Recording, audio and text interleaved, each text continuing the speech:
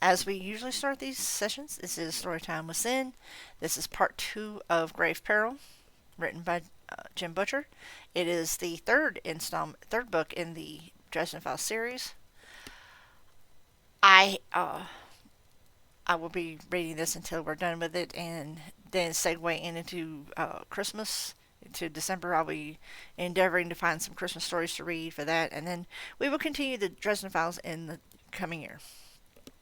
Just as fair warning, all alerts, blurps, sound bites, and all that do not work on this scene, and I would really appreciate if you would withhold any resubs, follows, or other things that could set off Twitch alerts during this time. I would appreciate it. We will be gaming in 2 hours, so you can feel free to give follows, etc. and then. And much love to all my lurkers. I do appreciate each and every one of you. We love lurkers here. Always will. I don't care what kind of stance Twitch takes about it. They can just bloody well kiss my butt. But now is the time for cozy. So pull up your favorite chair, your favorite blanket, your favorite just whatever that makes you feel calm and safe. If you're still experiencing warmth where you live, put on a good, cooling fan. Pretend that it's a lot colder than what it is. If you are experiencing cold weather, like a lot of my friends are, like snows, etc., grab yourself a nice warm blanket. Grab yourself a nice robe and a blanket. Get you some hot chocolate, hot apple cider, whatever your beverage of your choice that keeps you warm and toasty. And listen in. We do appreciate you being here, and I hope you enjoy it. And where we left off, Chapter 10. Mortimer Lindquist had tried to give his house that gothic feel. Grayish gargoyles stood in the corners of his roof, black iron gates glowered at the front of his house, and statuary lined the walk to his front door. Long grass had overgrown his yard. If his house hadn't been a red-roofed, white-walled stucco transplant from somewhere in Southern California, it might have worked. The results looked more like the haunted mansion at Disneyland than an ominous abode of a speaker of the dead. The black iron gate stood surrounded by a plain chain-link fence. The gargoyles, on closer inspection, proved to be plastic reproductions. The statuary, too, had the rough outlines of plaster rather than the clean sweeping profile of marble. You could have plopped a pink flamingo right down the middle of the unmowed weeds, and it somehow would have matched the decor. But I suppose at night, with the right lighting and the right attitude, some people might have believed it. Kind of reminds me of what's going to happen when Thorne and I have a house. I shook my head, and I lifted my hand to rap the door. It opened before my knuckles touched it, and a well-rounded set of shoulders below a shining, balding head. Back through the doorway, grunting, I stepped to one side. The little man tugged an enormous suitcase out onto the porch, never taking notice of me, his florid face streaked with perspiration. I sidled into the doorway as he turned to lug the bag out to the gate, muttering to himself under his breath. I shook my head and went on to the house. The door was a business entrance. There was no tingling sensation of crossing the threshold of a dwelling uninvited. The front room reminded me of the house's exterior. Lots of black curtains draped down over walls and doorways, red and black candles squatted all over the place. A grinning human skull leered from a bookshelf strained to contain copies of the Encyclopedia Britannica, with the lettering scraped off of their spines. The skull was plastic, too. Morty had a table set up in the room, several chairs around it with a high-backed chair at the rear, wood that had actually been carved with a number of monstrous beings. I took a seat in the chair, folded my hands on the table in front of me, and waited. The little man came back in, wiping his face with a bandana handkerchief, sweating and panting. "Shut the door," I said. "We need to talk, Morty." He squealed and whirled around. You! He stammered. "Dresden, what are you doing here?" I stared at him. "Come in, Morty." He came closer, but left the door open. In spite of his pudginess, he moved with the nervous energy of a spooked cat. His white business shirt showed stains beneath his arms, reaching halfway to his belt. "Look, Dresden, I told you guys before. I get the rules, right?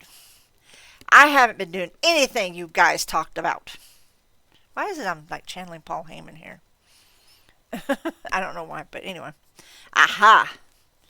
The White Council had sent someone to see him. Morty was a professional con. I hadn't planned on getting any honest answers out of him without a lot of effort. Maybe I could play this angle and save myself a lot of work. "Let me tell you something, Morty. When I come into a place and don't say anything except let's talk, and the first thing I hear is I didn't do it, it makes me think that the person I'm talking to must have done something. You know what I'm saying? His florid face lost several shades of red. No way, man. Look, I've got nothing to do with what's been going on. Not my fault. None of my business, man. With what's been going on, I said. I looked down at my folded hands for a moment, then back up at him. What's the suitcase for, Morty? You do something that means you need to leave town for a while? He swallowed thick, networking.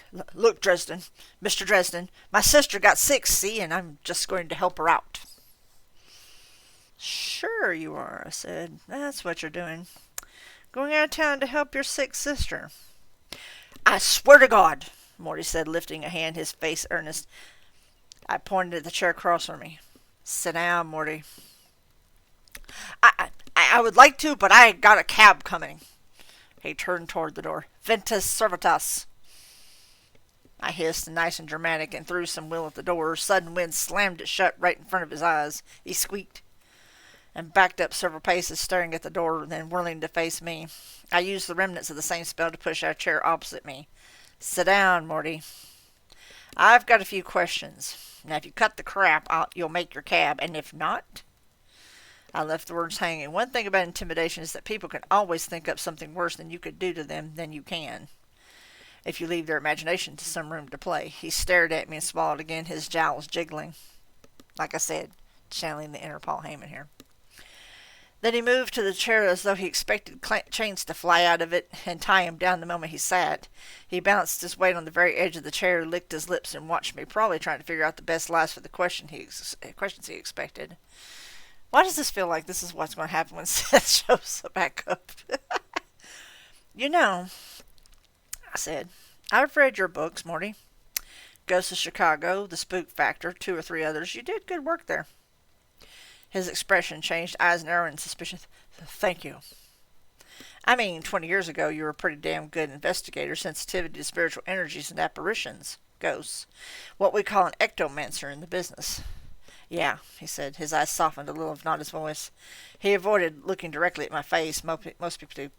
That was a long time ago. I kept my voice in the same tone, the same expression. And now what? You run seances for people? How many times do you actually get to contact a spirit? 1 time in 10? 1 in 20? Must be a real letdown from the actual stuff. Play acting, I mean. He was good at covering his expressions, I'll give him that. But I'm used to watching people. I saw anger in the way he held his neck and shoulders. I provide a legitimate service to people in need. No, you play on their grief to take them for all you can. You don't believe that you're doing right, Morty, deep down. And you can justify it any way you want, but you don't like what you're doing. If you did, your powers wouldn't have faded as they have. His jaw set in a hard line, and he didn't try to hide the anger anymore. The first honest reaction I'd seen out of him since he cried out in surprise. If you've got a point, Dresden, get to it. I've got a plane to catch. I spread my fingers over the tabletop. In the past 2 weeks, I said, the spooks have been going mad. You should see the trouble they've caused. That poltergeist in the Campbell house, the basement beast at UFC, Agatha Hagglethorne down at the Cook County. Morty grimaced and wiped at his face again. Yeah, I hear things. You and the Night of the Sword have been covering the worst of it. What else has been happening, Morty? I'm getting a little cranky, losing sleep, so keep it short and simple. I don't know, he said sullenly. I've lost my powers, remember? I narrowed my eyes. But you hear things, Morty. You still got some sources in the Never Never. Why are you leaving town? He laughed and had a shaky edge to it. You said you read all of my books. Did you read They Shall Rise? I glanced over it. End of the world type stuff. I figure you've been talking to the wrong kind of spirits too much. They love trying to sell people on Armageddon. A lot of them are cons like you. He ignored me. Then you read my theory on the barrier between our world and the Never Never, that's slowly being torn away. And you think it's falling to pieces now? Morty, that wall has been there since the dawn of time. I don't think it's going to collapse right now.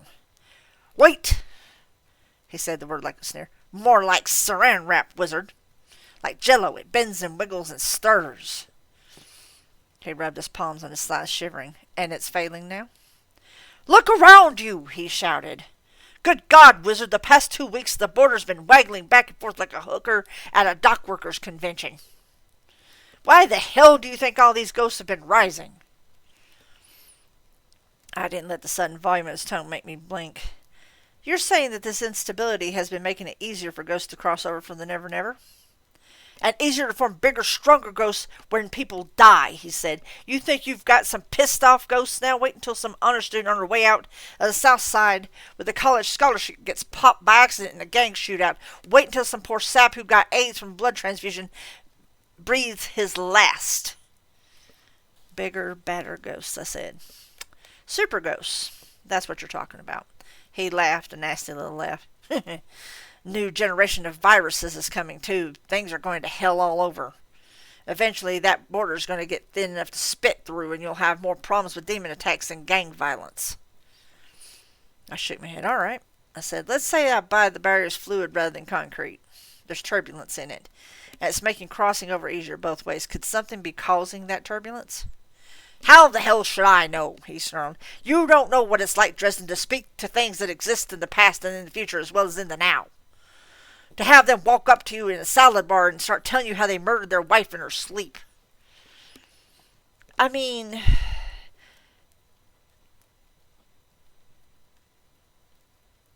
you think you've got a hold on things that you understand, but in the end it all falls to pieces. A con is simpler, Dresden.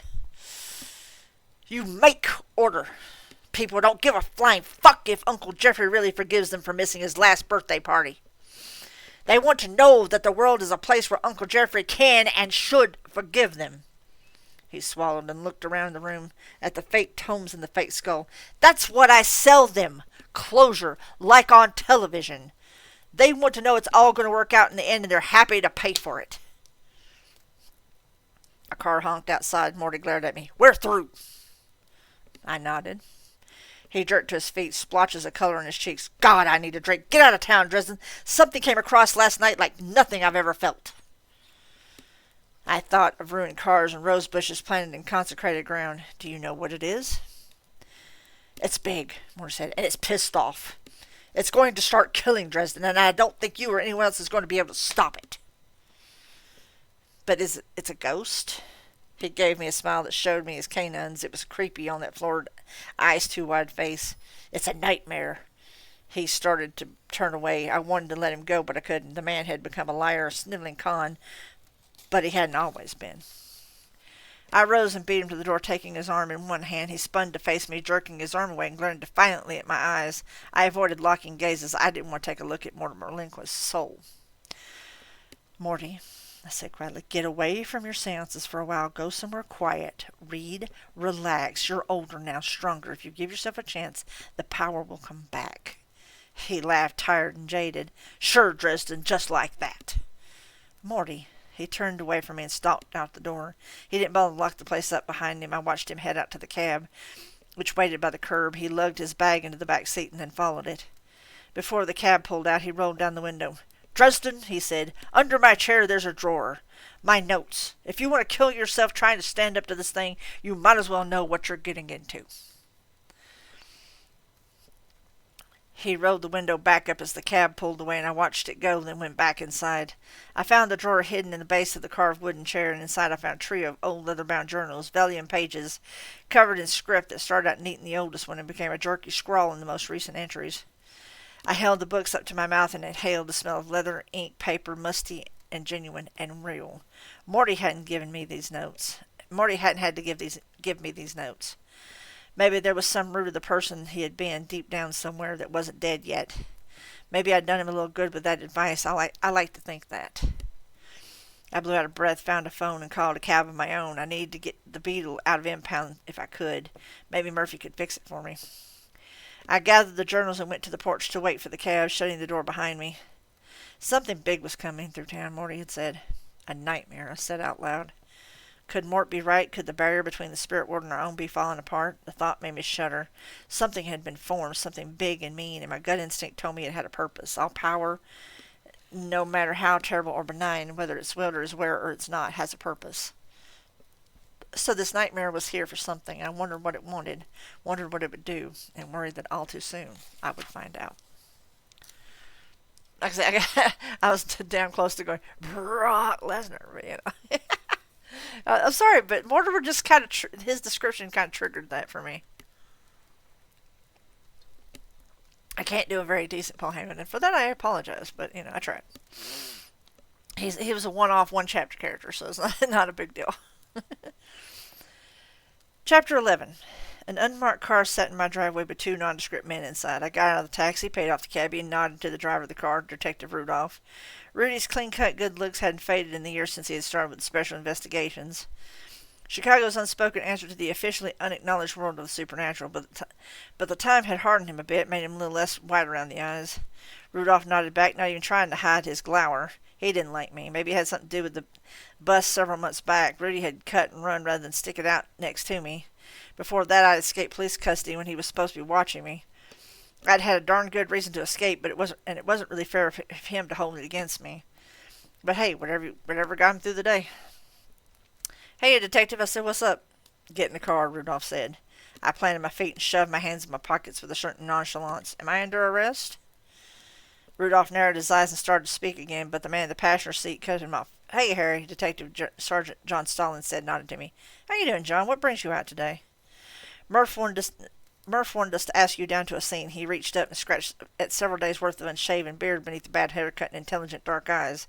Hope you got the time. We tried your office, but you haven't been in, so she sent us down here to wait for you. I shifted Mort Lindquist's books in my arms. I'm busy today. Can it wait?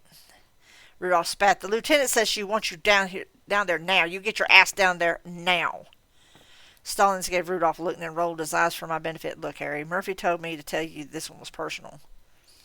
I frowned. Personal, huh? He spread his hands. It's what she said. He frowned and added, it's Mickey Malone. I got a little sickly feeling in my stomach. Dead? Stallings' jaw twitched. You better come see for yourself. I closed my eyes and tried not to get frustrated. I didn't have time for detours. It would take me hours to grind through Mort's notes, and sundown, when the spirits were able to cross over from Never Never, would come swiftly. But Murphy did plenty for me. I owed her. She had saved my life a couple times and vice versa. She was my main source of income, too. Karen Murphy headed up special investigations, a post that had traditionally resulted in a couple months of bumbling and a speedy exit from the police force. Murphy's hadn't bumbled. Instead, she had hired the services of Chicago's only professional wizard as a consultant. She was getting to where she had a pretty good grasp on the local natural predators, at least the most common of them, but when things got hairy, she still called me in. Technically, I show up on the paperwork as an investigative consultant. I guess the computer record systems doesn't have numerical codes for demon banishment, divination spells, or exorcisms. SI had gone toe-to-toe with one of the worst things anyone but a wizard like me was ever to see only the year before, a half-ton indestructible loup-garou. They had taken some serious casualties, 6 dead, including Murphy's partner. Mickey Malone had gotten hamstrung. He had gone through therapy and had come along for one last job when Michael and I took down the demon-summoning sorcerer. After that, though, he had decided his limp was going to keep him from being a good cop and retired on disability. I felt guilty for that, maybe irrational, true, but if I had been a little smarter or a little faster, maybe I could have saved those people's lives, and maybe I could have saved Mickey's health. No one else saw it that way, but I did. Give me a second.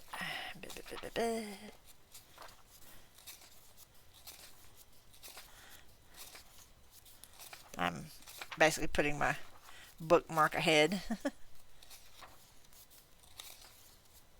so I can actually stop. I don't know what that was about. All right, I said, give me a second to put these away. The ride was quiet, except for a little meaningless chatter from the Stallings. Rudolph ignored me. I closed my eyes and ached along the way. Rudolph's radio squawked and then abruptly fell silent. I could smell burnt rubber or something, and I knew that it was literally my fault. It was likely my fault. I opened one eye and saw Rudolph scowling back at me in the mirror. I half smiled and closed my eyes again. Jerk. The car stopped in a residential neighborhood near West Armitage down in Bucktown. The district had gotten its name from the number of immigrant homes once there and the goats kept in people's front yards. The homes had been tiny affairs stuffed with 2 large families and children. Bucktown had been lived in for a century, and it was all grown up, literally. The houses on their tiny lots hadn't had much room to expand out, so they'd grown up instead, giving the neighborhood a stretched, elongated look. The trees were ancient oaks and sycamores and decorated the tiny yards in stately majesty, except where they had been roughly hacked back from power lines and rooftops. Shadows fell in the sharp slants from all the tall trees and tall houses, turning the streets and sidewalks into candy canes of light and darkness. One of the houses, a two-story white-on-white number, had a small driveway full and another half-dozen cars parked out in the street, plus Murphy's motorcycle leaning on a kickstand in the front yard. Rudolph pulled up the car alongside the curb along the street from the house and killed the engine. It went on rattling and coughing for a moment before it died. I got out of the car and felt something wrong. An uneasy feeling ran over me, prickles of sensation along the nape of my neck and against my spine. I stood there for a minute frowning while Rudolph and Stallings got out of the car. I looked around the neighborhood, trying to pin down the source of the odd sensations. The leaves in the trees, all in their autumn motley, rustled and sighed in the wind, occasionally falling. Dried leaves rattled and scraped over the streets. Cars drove by in the distance, a jet rumbled overhead, a deep and distant sound. Dresden, Rudolph snapped. Let's go. I lifted a hand, extending my senses out, pushing my perception out with my will. Hang on a second, I said. I quit trying to speak and searched for the source of the sensation. What the hell was it? Fucking showboat, Rudolph growled. I heard him start toward me. Hang on, kid. Stalin said, let the man work. We've both seen what he can do. I haven't seen shit that can't be explained, Rudolph growled, but he stayed put. I drifted across the street to the yard of the house in question and found the first body in the fallen leaves. 5 feet to my left, a small yellow and white furred cat lay there, twisted so that its forelegs faced one way, its hindquarters the opposite. Something had broken its neck. I felt a pang of nausea. Death isn't ever pretty, really. It's worst with people, but with animals that are close to mankind, it seems to be a little nastier than it might have been elsewhere in the wild kingdom. The cat couldn't have reached its full growth yet. Maybe a kitten from early in the spring roaming the neighborhood. There was no collar on its neck. I could feel a little cloud of disturbance around it, a kind of psychic energy left by traumatic, agonizing, and torturous events. But this one little thing, that one animal's death, shouldn't have been enough to make me aware of it all the way from my seat in the police car. 5 feet further on, I found a dead bird. I found its wings in 2 more places. Then 2 more birds without heads, and something had been small and furry, was now small and furry and squishy. Maybe a vole or a ground squirrel, and there was more, a lot more. All in all, maybe a dozen dead animals in the front yard, a dozen little patches of violent energy still lingering. No single one of them would have been enough to disturb my wizard sense, but all of them together had. So what the hell had been killing these animals? I rubbed my palms over my arms, a sickly little feeling of dread rolling through me. I looked up to see Rudolph and Stallings follow me around. Their faces looked kind of greenish. Jesus, Stallings said. He prodded the body of the cat with one toe. What did this? I shook my head and rolled my shoulders in a shrug. It might take me a while to find out. Where's Mickey? Inside. Well, then, I said, stood up, brushing off my hands. Let's go. I'm going to click that again. Oh my gosh, with all the frickin'... Like, no, I don't want an ad break. Go away.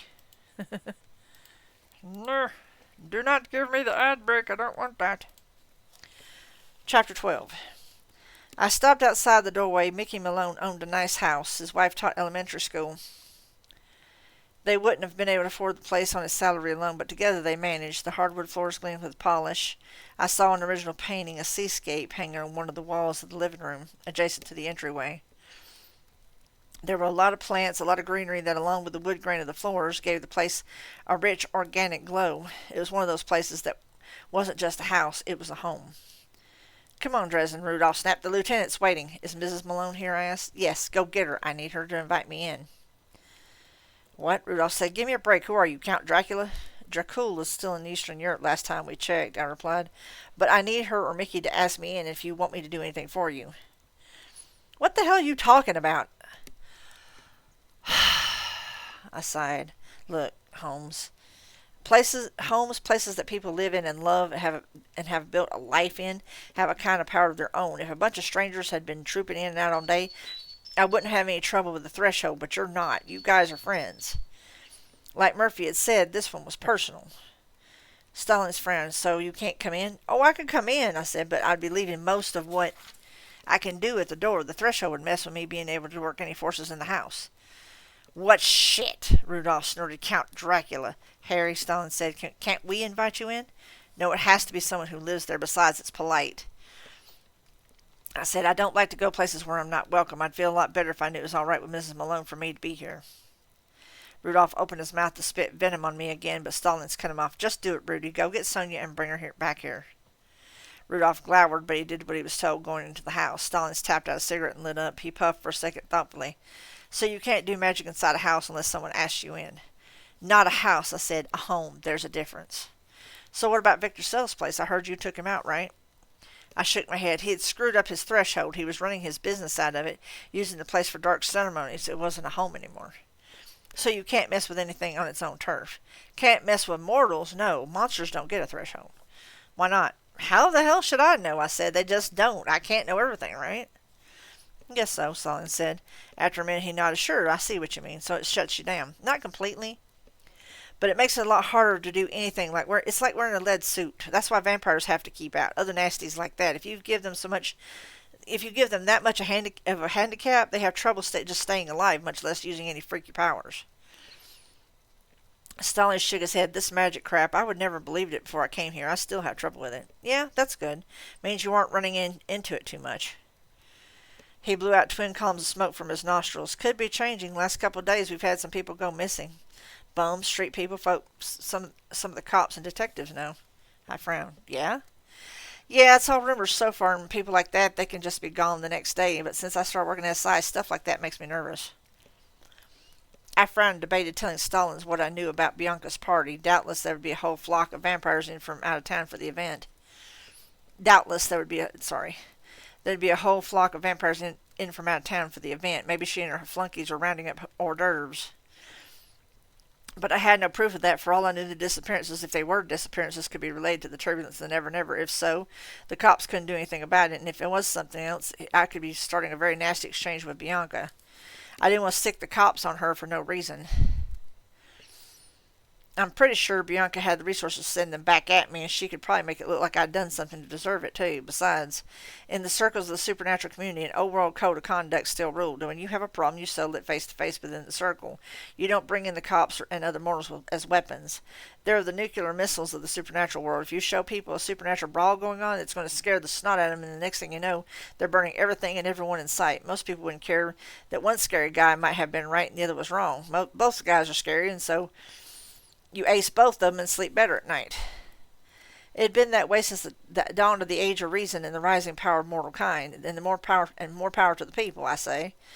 I hated all these bullies, vampires, demons, and bloodthirsty old deities rampaging around like they ruled the world. Never mind that, until a few centuries ago, they really had.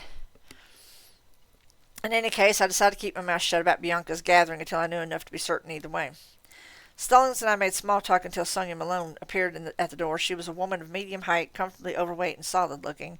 Her face would have been gorgeous when she was a young woman, and it still carried that beauty refined by years of self-confidence and stated reliability. Her eyes were red, and she wore no makeup, but her features seemed composed. She wore a simple dress and a floral print, her only jewelry the wedding band on her finger. Mr. Dresden, she said politely, Mickey told me that you saved his life last year. I coughed and looked down. Though I guess it was true technically, I still didn't see it that way. We did everything we could, ma'am. Your husband was very brave. Detective Rudolph said that I needed to invite you in. I don't want to go where I'm not welcome, ma'am, I replied. Sonia wrinkled up her nose and eyed Stallings. Put that out, Sergeant. Stallings dropped the cigarette and mushed it out with his foot. All right, Mr. Dresden, she said. For a moment her composure faltered, and her lips began to tremble. She closed her eyes and took a deep breath, smoothing over her features, then opened her eyes again. If you can help my Mickey, please come in. I invite you. Thank you, I said. I stepped forward through the door and felt the silent tension of the threshold parting around me like the beaded curtain rimed with frost.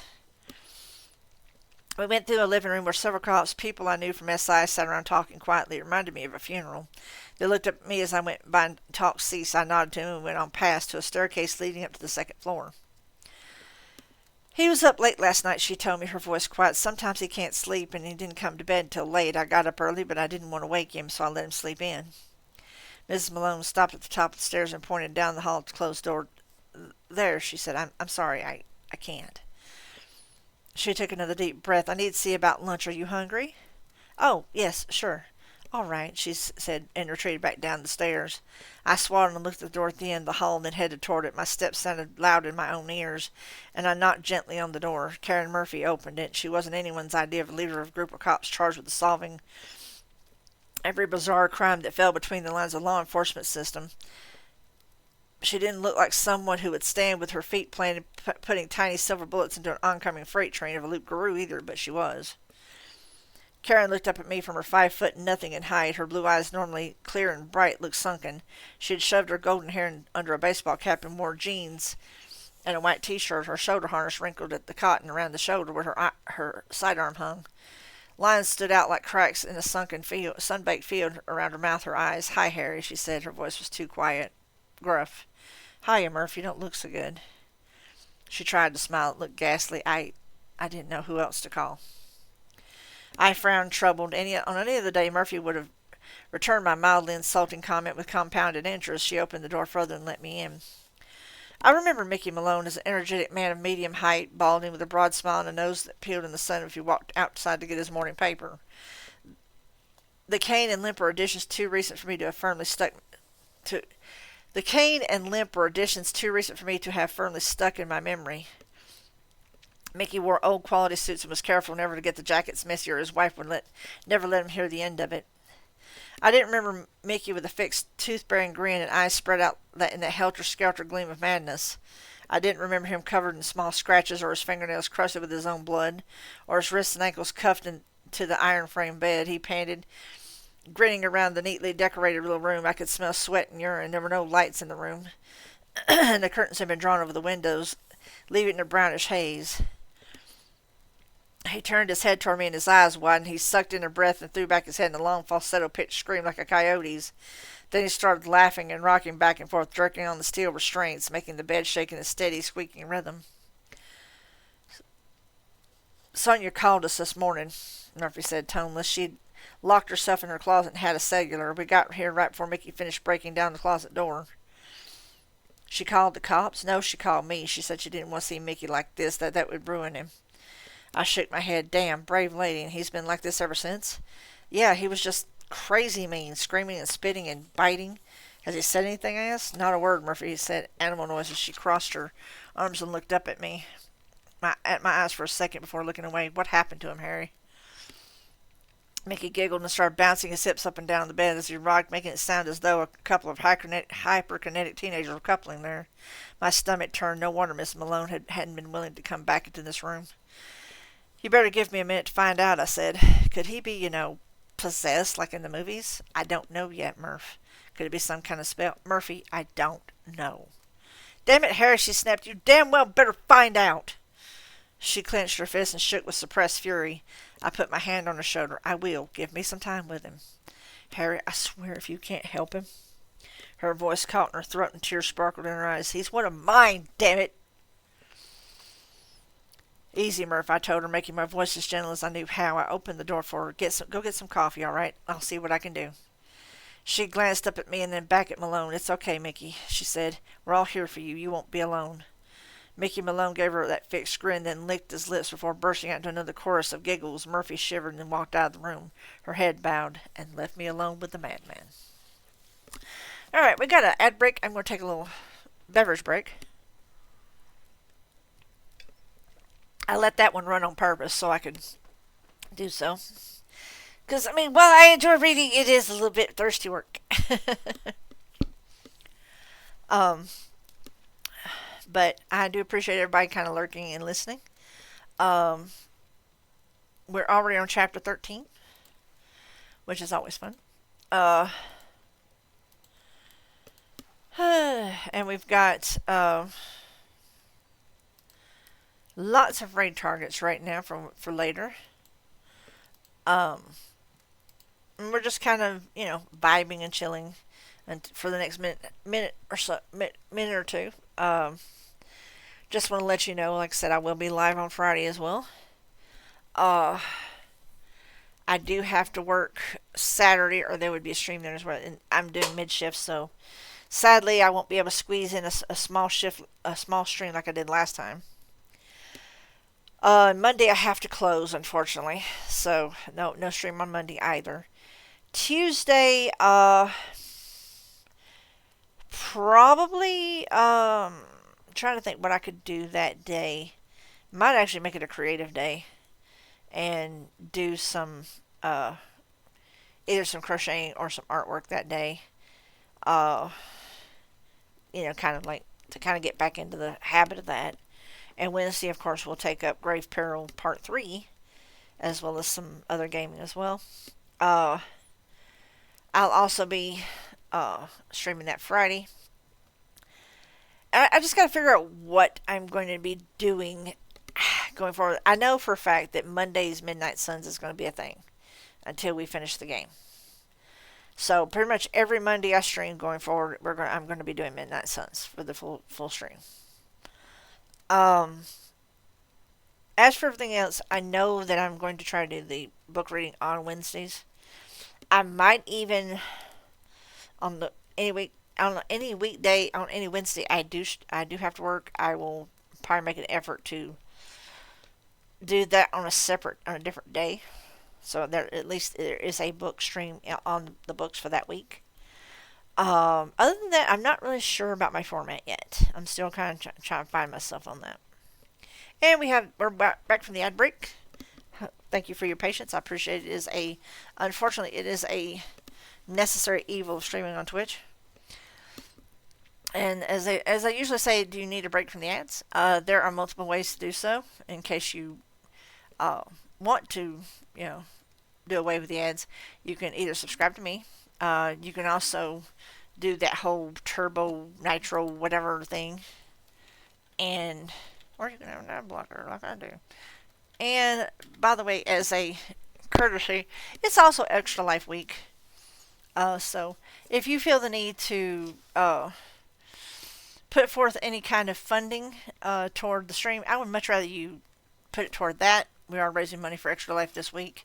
I do it pretty much year round, but this week until the 16th, which is this coming Sunday, so there'll be one more Extra Life stream.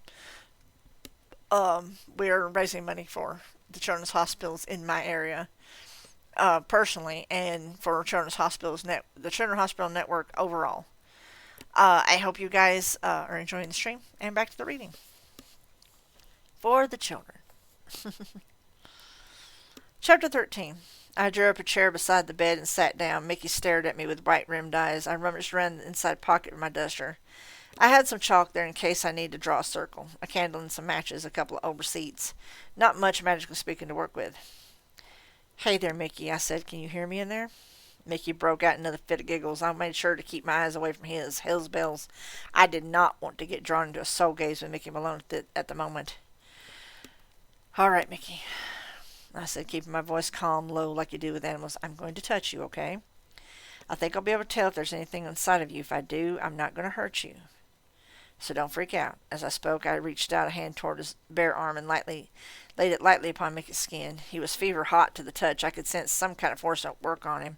Not the tingling energy of a practitioner's aura or the ocean-deep power of Michael's faith, but it was there, nonetheless. Some kind of cold, crawling energy oozed over him. What the hell? It didn't feel like any kind of spell I'd ever experienced, and it wasn't a possession. I was sure that I would have been able to sense any kind of spirit being in him like through a physical touch. Mickey stared at me for a second, and then thrust his head at my hand, his teeth making snapping motions. I jerked back, even though he couldn't have reached me. Someone trying to bite you makes you react more than if they punch at you. Biting is just more primal. Spooky. Mickey started giggling again, rocking the bed back and forth. All right, I breathed. I'm going to have to get a little desperate here. If you weren't a friend, Mickey. I closed my eyes for a moment, steeling myself, then focused my will into a spot right between my eyebrows, only a little higher. I felt the tension gather there, the pressure, and when I opened my eyes again, I opened my wizard's sight, too. The sight was a blessing and a curse. It lets you see things. Things you couldn't normally see. With my sight, I can see even the most ethereal spirits. I can see the energies of life stirring and moving, running like blood through the world, between the earth and the sky, between water and fire. Enchantments stand out like cords braided from fiber optic cables or maybe Las Vegas quality neon, depending on how complicated or powerful they are. You can sometimes see the demons that walk among mankind in human form this way, or the angels. You see things the way they really are in spirit and in soul, as well as in body. The problem is that anything you see stays with you, no matter how horrible, no matter how revolting, no matter how madness-inducing or terrifying. It stays with you. Forever. Always right there in your mind in full technicolor, never fading or becoming easier to bear. Sometimes you see things that are so beautiful that you want to keep them with you. Always. But more often in my line of work, you see things like Mickey Malone. He was dressed in boxers and a white undershirt stained with bits of blood and sweat and worse, but when I turned my sight on him, I saw something different. He had been ravaged, torn apart. He was missing flesh everywhere. Something had attacked him and taken out sections of him in huge bites. I had seen pictures of people who had been attacked by sharks, had hunks of meat just taken, gone. That's what Mickey looked like. It wasn't visible to the flesh, but something had torn his mind, or maybe his soul to bloody shreds. He bled and bled endlessly, never staining the sheets, and wound around him, starting in his throat and running down to one ankle, was a strand of black wire, oversized barbs gouging into his flesh, the ends disappearing seamlessly into his skin, just like Agatha Hagglethorne. I stared at him horrified, my stomach writhing and heaving. I had to fight to keep from throwing up. Mickey looked up at me and seemed to sense something was different because he went abruptly still. His smile didn't look mad to me anymore. It looked agonized, like a grimace of pain, twisted and cranked until the muscles of his face were at the snapping point. His lips moved, shook, his whole face writhing with the expression. He moaned. It's all right, Mickey, I said. I clasped my hands together to keep them from shaking. I'm here. Hurts, he breathed at last, barely a whisper. It hurts. It hurts. It hurts. It hurts. He went on, repeating it until he ran out of breath. Then he squeezed his eyes shut, tears welled out, and he broke into another helpless, maddened giggle. What the hell could I do for that? The barbed wire had to be a spell of some kind, but it didn't look like anything I'd ever seen before. Most magic throbbed and pulsed with life, and if it was being used for malevolent, even if it was being used for malevolent purposes, magic comes from life, from the energy of our world, and from people, from their emotions and their will. That's what I'd always been taught. But that barbed wire was dull, flat, matte black. I reached out to touch it and almost seared my fingers with how cold it was. Mickey, God, I couldn't imagine what he must be going through. The smart thing to do would be fall back. I could get Bob and work this, research it, figure out how to get the wire from around Mickey without hurting him, but he had already been suffering through this for hours. He might not make it through many more. His sanity was going to be hard-pressed to survive the spiritual mauling he had taken. Adding another day of this torture onto it might send him someplace from which he never could come back. I closed my eyes and took a breath. I hope I'm right, Mickey, I told him. I'm going to try and make it stop hurting. He let out a whimpering little giggle, staring up at me. I decided to start at his ankle. I swallowed, steeling myself again, and reached down, getting my fingers between the burning, cold barbed wire and his skin. I clenched my teeth, forcing willpower into the touch, enough to be able to touch the material of the spell around him. And then I started pulling, slowly at first, then harder. The metal strands burned into me. My fingers never went numb. They just began to ache more and more violently. The barbed wire resisted, barbs clinging to Mickey's flesh. The poor man screamed aloud, agonized, though there was that horrible, tortured laughter added to it as well. I felt tears burning in my eyes from the pain from Mickey's scream. But I kept pulling. The end of the wire tore free of his flesh. I kept pulling barb by barb, inch by inch. I tore the wire spell free, drawing it up through his flesh at times, pulling that dead cold energy away from Mickey. He screamed till he ran out of breath, and I heard whimpers coming from somewhere else in the room. I guessed it was me. I started using both hands, struggling against the cold magic.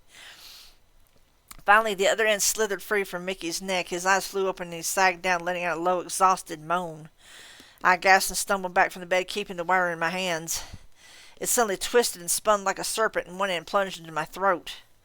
Ice, cold, endless, bitter, aching cold coursed through me, and I screamed. I heard footsteps running down the hall outside, a voice calling out. The wire whipped and thrashed around, the other end darting toward the floor, and I seized it in both hands, twisted up and away from it, attaching itself at the other end. The loose strands near my neck started rippling, cold barbs digging into me through my clothes, my skin, as the dark energy tried to attach itself to me. The door burst open, and Murphy came through it, her eyes living flames of azure blue, her hair a golden coronet around her. She held a blazing sword in her hand. She shone so bright and beautiful and terrifying in her anger that it was hard to see. The sight, I realized dimly, I was seeing her for who she was. Harry, what the hell? I struggled against the wire, knowing she couldn't see it or feel it, gasping. The window, Murph. Open the window. She didn't hesitate for a second, but crossed the floor and threw open the window. I staggered after her, winding the frozen wire around one hand, my mind screaming with the agony of it, and I fought it down. I dragged it into a coil, my face twisted into a snarl as I did. Anger surged up hot and bright, and I reached for that power as I jerked the wire from my throat and threw it out of the window as hard as I could, sending it sailing into the air. I snarled, jabbed a finger at it, and took all that anger and fear and sent it coursing out of me toward that dark spell. Fuego! Fire came to my call, roared forth from my fingertips, and engulfed the wire. It writhed and then vanished in a detonation that rattled the house around me and sent me tumbling back to the floor. I lay there for a minute, stunned, trying to get a handle on what was happening. Damn the sight, it starts blurring the lines between what's real and what isn't. A guy would go crazy that way, fast. Just keep it open all the time and let everything pour and really know what everything is like. That sounded like a good idea, really, just bask in all the beauty and horror for a while and just drink it all in and let it erase everything else, all that bother and worry about people being hurt and not being hurt. I found myself sitting on the floor, aching from cold that had no basis in physical reality, giggling to myself in a high-pitched stream, rocking back and forth. I had to struggle to close my sight again, and the second I did, everything seemed to settle, to become clearer. I looked up, blinking tears out of my eyes, panting. Outside, dogs were barking all over the place, and I could hear several car alarms whooping, touched off by the force of the blast. Murphy stood over me, her eyes wide, her gun held in one hand and pointed at the door. Jesus, she said softly. Harry, what happened? My lips felt numb, and I was freezing all over, shaking. Spell. Something attacked him. Laid a spell on him after. Had to burn it. Fire even burns in the spirit world. Sorry. She put her gun away, staring at me. Are you all right? I shook some more. How's Mickey? Murphy crossed the room and laid a hand on Mickey's brow. His fever is gone, she breathed. Mick, she called gently. Hey, Malone, it's Murph. Can you hear me? Mickey stirred and blinked open his eyes. Murph, he asked quietly, what's going on? His eyes fell closed again, exhausted. Where's Sonia? I need her. I'll get her, Murphy breathed. You wait here. Rest. My wrists hurt, Mickey mumbled. Murphy looked back at me, and I nodded to her. He should be all right now. She unfastened the cuffs from him, but it looked as though he had already fallen into a deep, exhausted sleep. Murphy drew the covers up over him and smoothed his hair back from his forehead. Then she knelt down on the floor beside me. Harry, she said, you look like hell. I said, I know. He's going to need rest, Murph. Peace. Something tore him up inside real bad. What do you mean? I frowned. It's like when someone close to you dies, or when you break off a relationship with someone, it tears you up inside. Emotional pain. That's what kind of what happened to Mickey. Something tore him up. What did it? Murphy asked, her voice quiet, steel hard. I don't know yet, I said. I closed my eyes, shaking, and leaned my head back against the wall. I've been calling it the nightmare. How do we kill it? I shook my head. I'm working on it. It's staying a couple steps ahead of me so far. Damn, Murphy said. I get sick of playing catch-up sometimes. Yeah, well, so do I. More footsteps came pounding down the hall, and Sonia Malone burst into the room. She saw Mickey laying quietly and went to him as if she feared to stir the air too much, each movement fragile. She touched his face, his thinning hair, and he woke enough to reach for her hand. She held on to it tightly, kissed his fingers, and bowed her head to rest her cheek against his. I heard her crying, letting it out. Murphy and I traded a look and rose by mutual consent to leave Sonia in peace. Murphy had to help me up. I ached everywhere, felt as though my bones had been frozen solid. Walking was hard, but Murphy helped me. I took a last look at Sonia and Mickey, and then quietly closed the door. Thank you, Harry, Murphy said. Any time. You're my friend, Murph, and I'm always up to helping a lady in distress. She glanced up at me, a spark in her eyes underneath the brim of the baseball cap. You were such a chauvinist pig, Dresden. Hungry chauvinist pig, I said. I'm starving. You should eat more often, Beanpole. Murphy sat me down on the top step and said, Stay here, I'll get you something. Don't take too long, Murph. I've got work to do. Thing that did this comes out to play at sundown. I leaned against the wall and closed my eyes. I thought of dead animals and smashed cars and frozen agonies wrapped around Mickey Malone's tortured soul. I don't know what the hell this nightmare is, but I'm going to find it. And I'm going to kill it. That sounds about right, Murphy said. If I can help you, you got it. Thanks, Murph. Don't mention it. Harry? I opened my eyes. She was watching me, her expression uncertain. For a minute there, when I came in, you stared at me. You stared at me with the strangest damn expression on your face. What did you see? She asked.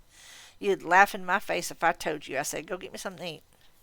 She snorted and turned to go downstairs and sort things out with the excited SI officers roaming around the first floor. I smiled, remembering the vision sharp and brilliant in my mind's eye. Murphy, the guardian angel, coming through the door in a blaze of wrath. It was a picture I wouldn't mind keeping with me. Sometimes you get lucky. And then I thought of that barbed wire, the hideous torment I'd seen and briefly felt.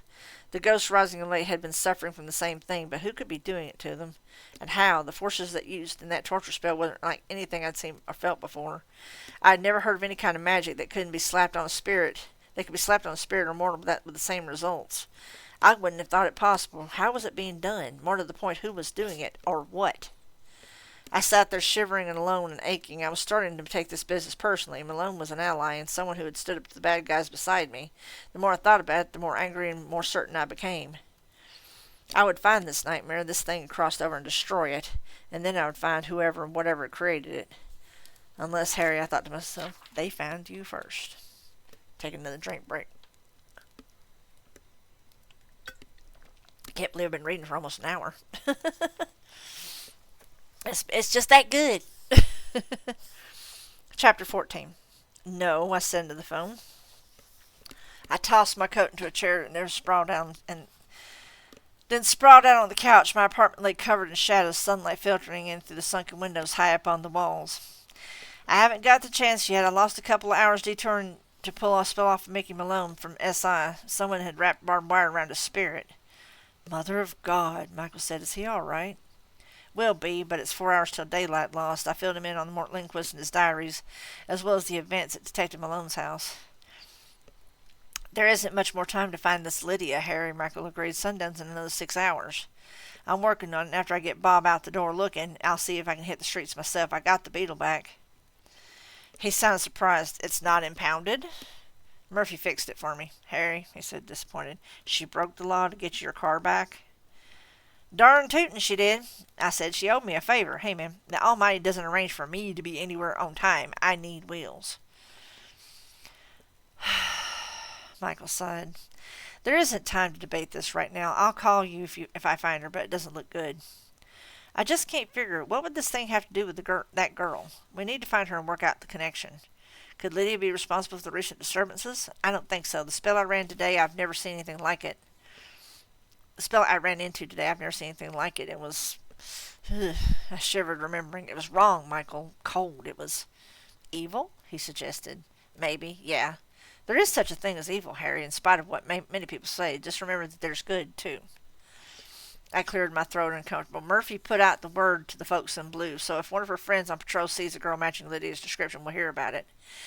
Outstanding, Michael said. You see, Harry, this detour of yours to help Detective Malone is going to help us a great deal. Isn't that a very positive coincidence?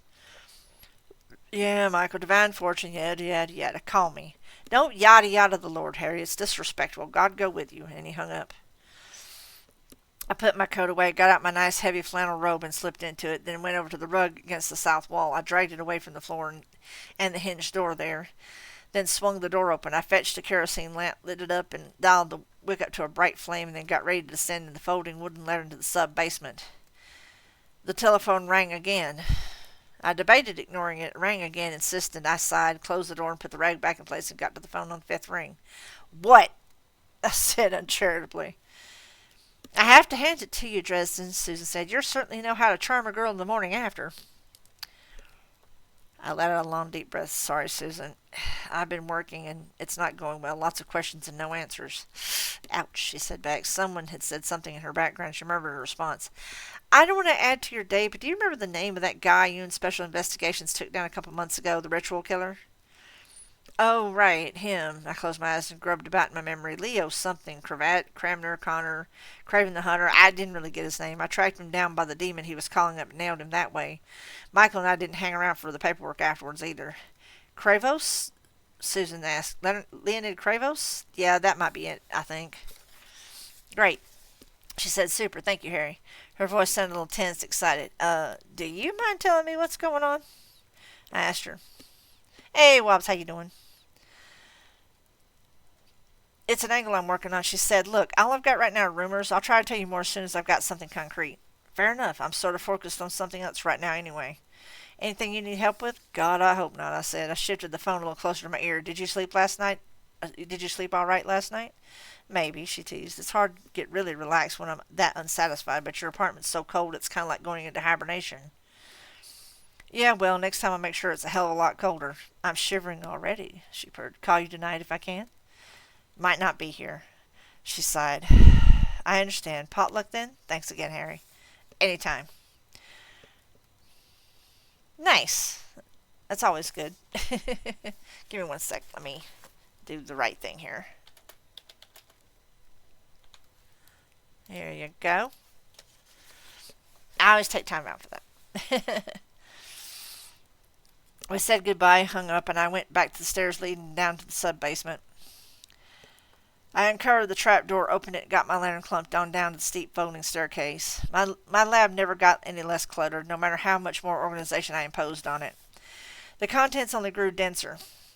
Counters and shelves ran along 3 walls. A long table ran down the center of the room with enough space for me to slip sideways down its length on either side. Next to the latter, a kerosene heater blended the worst of the subterranean chill.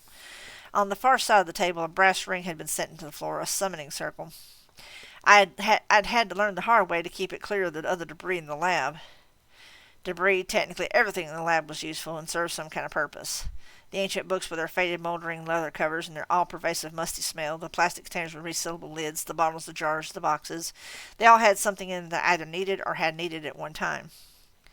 Notebooks, dozens of pens and pencils, paper clips and staples, reams of paper covered my restless, scrawling handwriting, the dried corpses of small animals, a human skull surrounded by paperback novels, candles, and an ancient battle axe.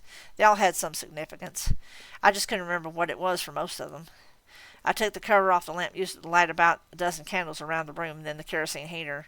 Bob, I said, Bob, wake up. Come on, we got work to do. Golden light and the smell of candle flames and hot wax filled the room. I mean it, man, there's not much time. Up on its shelf the skull quivered.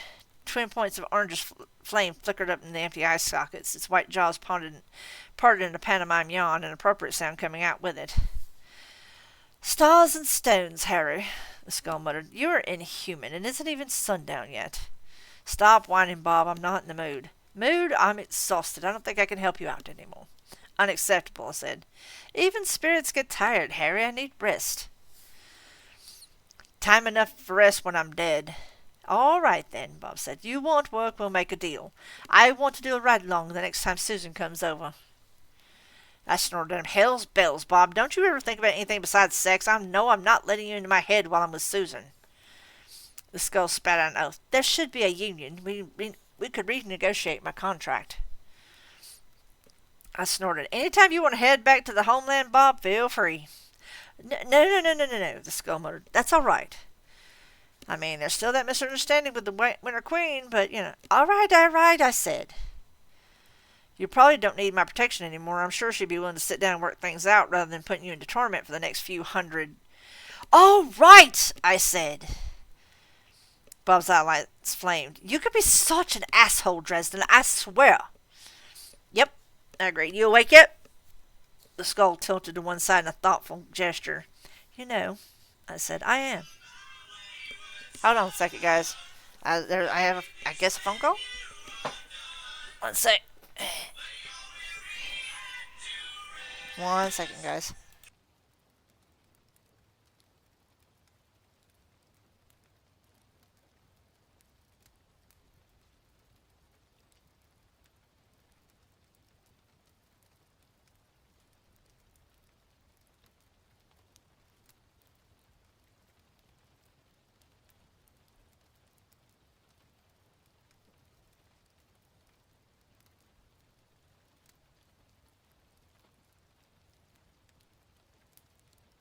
More north.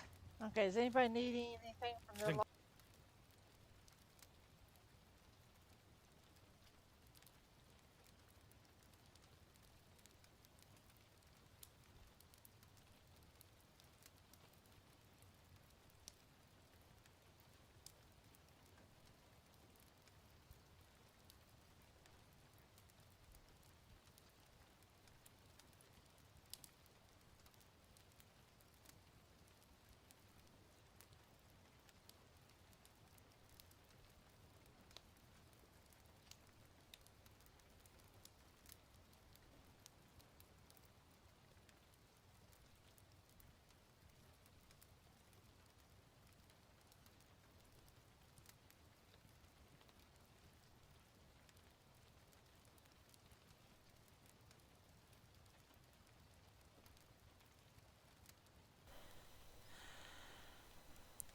Sorry about that, guys. That was actually Thorn calling, so I had to pause. I usually don't make a pause like that in the middle, but, priorities, Now where did I get to? Oh, yeah. The eye sockets focused on me again. Anger really gets the old juices flowing. That was pretty sneaky. I got out a relatively fresh notepad and a pencil. It took me a moment to clear off space on the central table. I've run into some new stuff. Maybe you can help me out. We've got a missing person I need to look for. Okay, hit me. I took a seat on the worn wooden stool and drew up my warm rub a little closer about me. Trust me, wizards don't wear robes for the dramatic effect. They just can't get warm enough in their labs. I knew some guys in Europe who still operated out of stone towers. I shuddered to think. Right, I said, just give me whatever you can. And I outlined the events, starting with Agatha Hagglethorne through Lydia and her disappearance, through my conversation with Mort Lindquist, and his mention of the nightmare, and to the attack on poor Mickey Malone. Bob whistled, a no mean trick for a guy with no lips. Let me get this straight. This creature, this thing, has been torturing powerful spirits for a couple of weeks with this barbed wire spell. It tore up a bunch of stuff on consecrated ground, and then it blew through somebody's threshold and tore his spirit apart and slapped a torture spell on him? You got it, I said. So what kind of ghost are we dealing with, and who could have called it up, and what's this girl's connection to it? Harry, Bob said, his tone serious. Leave this one alone. I blinked at him. What? Maybe we could go on vacation. Fort Lauderdale. They're having this international swimsuit competition there, and we could... Bob, I don't have time for... I know a guy who's possessed a travel agent for a few days, and he could get us tickets cut right. What do you say? I peered at the skull. If I didn't know any better, I would think that Bob sounded nervous. Was that even possible? Bob wasn't a human being. He was a spirit, a being of the Never Never. The skull was his habitat, his home away from home. I let him stay in it, protected him, and brought him trashy romance novels on occasion in exchange for his help. His prodigious memory and his affinity for the laws of magic. Bob's was a records computer and personal assistant all rolled in one, provided you could keep his mind on the issue at hand. He knew thousands of beings in the Never Never, hundreds of spell recipes, scores of formulated potions, enchantments, and magical constructions. No spirit could have that kind of knowledge without it translating into considerable power, so why is he acting so scared? Bob, I don't know why you're so upset, but we need to stop wasting time. Sundown's coming in a few hours, and this thing's going to be able to cross over from the Never Never and hurt someone else. I need to know what it is and where it might be going and how to kick its ass. You humans. You were never satisfied. You always want to find out what's behind the next hill. Open the next box, Harry. You've got to learn when you know too much. I stared up at him for a moment and shook my head. We'll start with the basics and work our way through this step by step. Damn it, Harry. Ghosts, I said. Ghosts are beings that live in the spirit world. They're impressions left by a personality at the moment of death. They aren't like people or sentient spirits like you. They don't change, they don't grow, they're just there, experiencing whatever it is they're feeling after they died, like poor Agatha Hagglethorne. She was loopy. The skull turned its eye sockets away from me and said nothing. So they're spirit beings. Usually they aren't visible, but they can make a body out of ectoplasm and manifest in the real world when they want to, if they're strong enough, and sometimes they could just barely have any physical existence at all, just kind of exist as a cold spot or a breath of wind or maybe a sound, right? Give it up, Harry, Bob said. I'm not talking. They can do all kinds of things. They can throw things around and stack furniture. They have been documented incidents of ghosts blotting out the sun for a while, causing minor earthquakes and all sorts of stuff, but it isn't ever random. There's always some purpose to it, something related to their deaths. Bob quivered, about to add something, but clacked his bonish teeth shut again. I grinned at him. It was a puzzle. No spirit of intellect could resist a puzzle. So if someone leaves strong enough imprint when they go, you've got yourself a strong ghost. I mean, badass. Maybe like this nightmare. Maybe. Bob admitted grudgingly and spun his skull to face wholly away from me. I'm still not talking to you, Harry. I drummed my pencil on the blank piece of paper. Okay, so we know this thing is stirring up the boundary between here and the Never Never. It's making it easier for spirits to come across, and that's why things have been so busy lately. Not necessarily, Bob chirped up, but you're looking at it from the wrong angle. Eh? I asked. He spun to face me again, eyes lights glowing, voice enthusiastic. Someone else has been stirring these spirits, Harry. Maybe they started torturing them in order to make them jump around the pool and start causing waves. There's a thought. You mean prodding the big spirits into moving so that they create the turbulence? Exactly. Bob said, nodding. Then he caught himself, mouth still open. He turned the skull toward the wall and started banging his bony forehead against it. I'm such an idiot. Stirring up the Never Never, I said thoughtfully, but who would do that and why? You've got me. Big mystery. We'll never know. Time for a beer. Stirring up the Never Never makes it easier for something to cross over, I said, so whoever laid out those torture spells must have wanted to pave the way for something. I thought of dead animals and smashed cars, something big. I thought of Mickey Malone quivering and mad, and it's getting stronger. Bob looked at me again and sighed. All right, he said. Gods, do you ever give up, Harry? Never. Then I might as well help you. You don't know what you're dealing with here. And if you walk into this with your eyes closed, you're going to be dead before the sun rises. Chapter 15. Dead before the sun rises, I said. Stars, Bob, why don't you just go all the way into the melodramatic edge and tell me that I'm going to be sleeping with the fishes? I'm not sure if that much of you would be left, Bob said seriously. Harry, look at this thing. Look what it's done. It's crossed the threshold. So what? I asked. Lots of things can. Remember that toad demon? It came over my threshold and trashed my whole place. In the first thing, Bob said, you're a bachelor. You don't have all that much of a threshold to begin with. This Malone, though, he was a family man. So? So it means his home has a lot more significance. Besides which, the toad demon came in and everything after that was pure physical interaction. It smashed things. It spat out acid saliva, that kind of thing. It didn't try to wrench your soul apart or enchant you into a magical sleep. This is going to be a pretty fine distinction, Bob. It is. Did you ask for an invitation before you went into the Malone's house? Yeah, I said. I guess I did. It's polite, and it's harder for you to work magic in a home you haven't been invited to. You cross the threshold without an invitation, and you leave a big chunk of your power at the door. It doesn't affect you as much because you're immortal, Harry, but it still gets you in smaller ways. And if I was an all-spirit creature, I said. Bob nodded. It hits you harder. If this nightmare is a ghost like you say, then the threshold should have stopped it cold. And if it had gone past it, then it shouldn't have had the kind of power that takes to hurt a mortal that badly. I frowned, drumming my pencil some more, and made some notes on the paper, trying to keep everything straight. And certainly not enough to lay out a spell that powerful on Malone. Definitely. So what could do that, Bob? What are we dealing with here? Bob's eyes shifted restlessly around the room. It could be a couple of things from the spirit world. Are you sure you want to know? I glared at him. All right, all right. It could be something big enough, something so big that even a fraction of it was enough to attack Malone and lay that spell on him. Maybe a god someone dug up, Hecate, Kali, or one of the old ones. No, I said flat. Bob, if this thing was so tough, it wouldn't be tearing up people's cars and ripping kitty cats apart. That's not my idea of godlike evil. That's just pissed off. Harry, it went through the threshold, Bob said. Ghosts don't do that. They can't. I stood up and started pacing back and forth on the little open space in my floor in my summoning circle. It isn't one of the old gods. Guardian spells all over the world would be freaking out learning the gatekeeper and the council on something like that. This is local. Harry, if you're wrong. I jabbed a finger at Bob. If I'm right, then there's a monster out there messing with my town, and I'm obliged to do something about it before someone else gets hurt. It blew through a threshold. So, I said, pacing and whirling, maybe it had some other way to get around the threshold. What if it had an invitation? How could it have gotten that? Bob said, ding dong.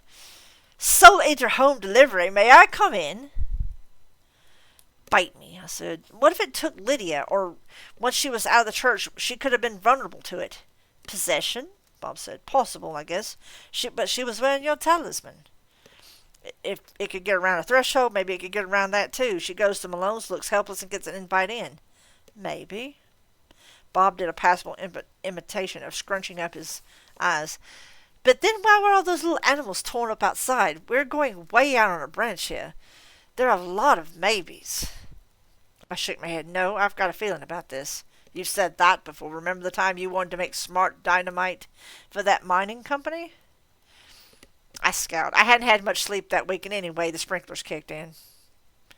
Bob chortled. All the time you tried to enchant the broomstick so that you could fly. Remember that? I thought it would take a year to get the mud out of your eyebrows. Would you focus, please? I complained. I pushed my hands against either side of my head to keep them from exploding with with theories and whittle them down to the ones that fit the facts.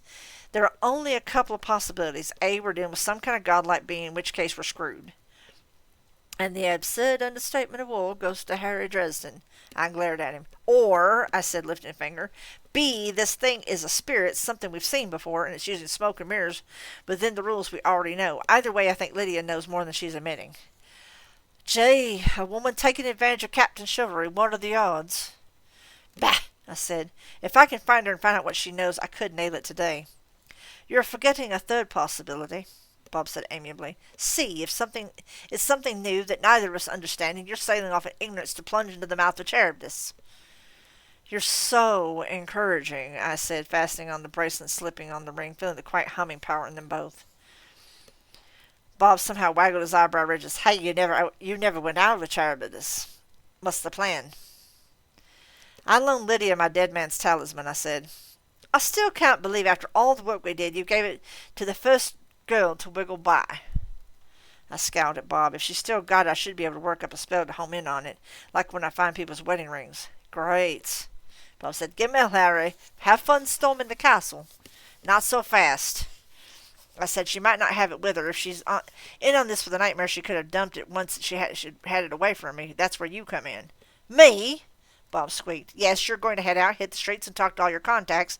See if we can get to her before sundown. We've only got a couple hours.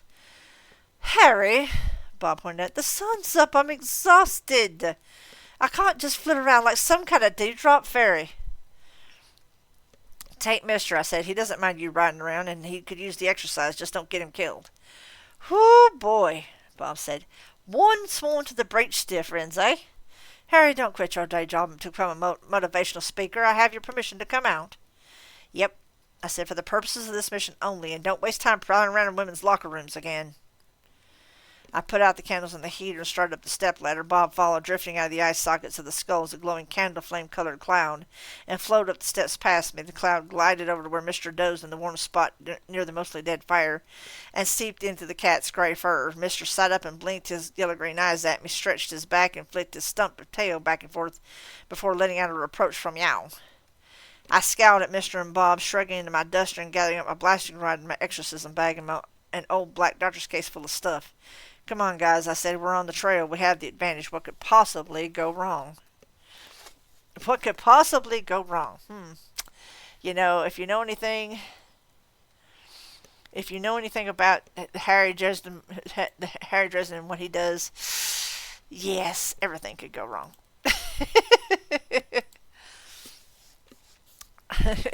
I need that soundbite. Make the plan, execute the plan, watch the plan go off the rails, and throw away the plan. I need that one in my life. Or actually, this works. Oh yeah, I forgot. It doesn't work. Plan C tanked. Maybe you should try Plan D for dumbass. Okay, because it's me. I guess it works. Chapter 16. Finding people is hard, especially when they don't want to be found. It's so difficult, in fact, that estimates run up near 7-digit figures on how many people disappear without a trace every year in the United States. Most of these people aren't ever found. I didn't want Lydia to become one of these statistics. Either she was one of the bad guys and been playing me for a sucker, or she was a victim who was in need of my help. If the former, then I wanted to confront her. I have this thing about people who lie to me and try to get me in trouble. If it's the latter, then I would probably be the only one in Chicago who could help her. She could be possessed by one very big and very brawny spirit who needed to get some, pardon the pun, exorcise. Lydia had been on foot when she left Father Forthill, and I don't think she had much cash. Assuming she hadn't come in more resources, she'd still likely be at the Bugtown Wicker Park area, so I headed the Blue Beetle that way. The Beetle isn't really blue anymore. Both doors had to be replaced when they got clawed to shreds, and the hood had been slagged with a big old hole melted in it.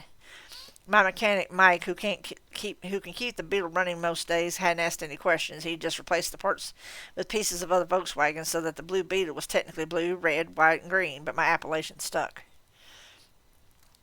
I tried to keep my cool as I drove at least as best as I could. My wizard's propensity for blowing any kind of advanced technology seems to get worse when I'm upset, angry, or afraid. Don't ask me why, but so I did my best to zen out until I got to my destination, parking strips along Wicker Park. A brisk breeze made my duster flap as I got out. On one side of the street, tall townhouses and a pair of apartment buildings gleamed as the sun began to go down over the western plains.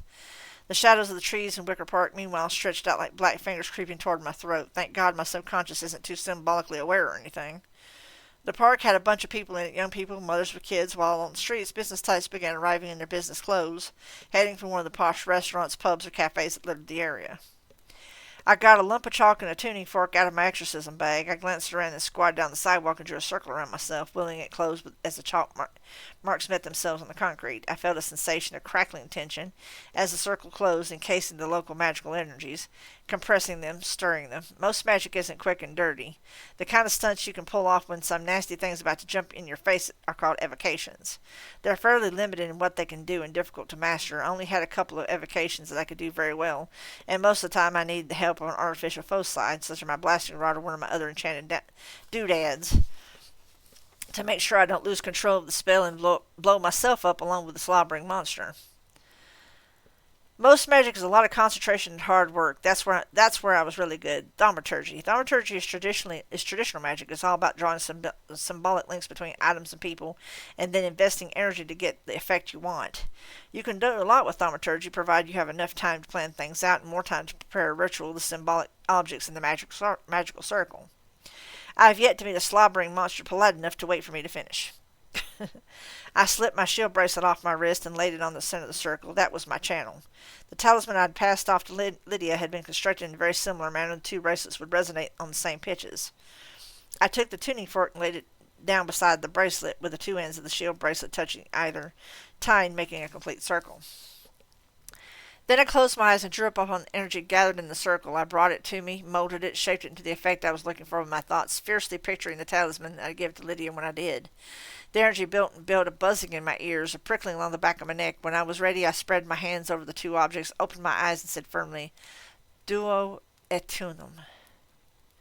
At the words, the energy poured out of me in a rush that left me a little lightheaded. There were no sparks, no glowing luminescence, or anything that would cost the special effects budget some money.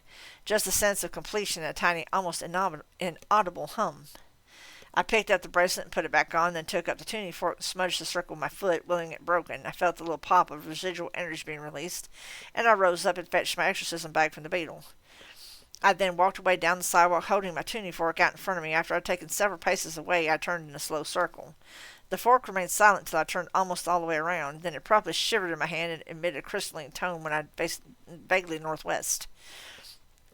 I looked up and sighed along the tines of the fork, and then walked a dozen paces further and triangulated as best I could. The direction change on the way the fork faced when it toned the second time was appreciable. Even without any kind of instruments, Lydia must have been fairly close. Yes, I said, and started off at a brisk walk, sweeping the tuning fork back and forth, setting my feet in the direction that it chimed. I kept on like that to the far side of the park, where the tuning fork pointed directly at a building that had once been a kind of manufacturing facility, perhaps, but now stood abandoned. The lower floor was dominated by a pair of garage doors and a boarded-up front door. The lower two floors, most of the windows had been boarded up. On the third floor, truly bored or determined vandals had pitched stones through those windows, and the shattered edges stood sharp and dusty against the blackness behind them like dirty ice. I took 2 more readings from 50 feet on either side of the first, all pointing directly to the building. It glowered down at me, silent and spooky. I shivered.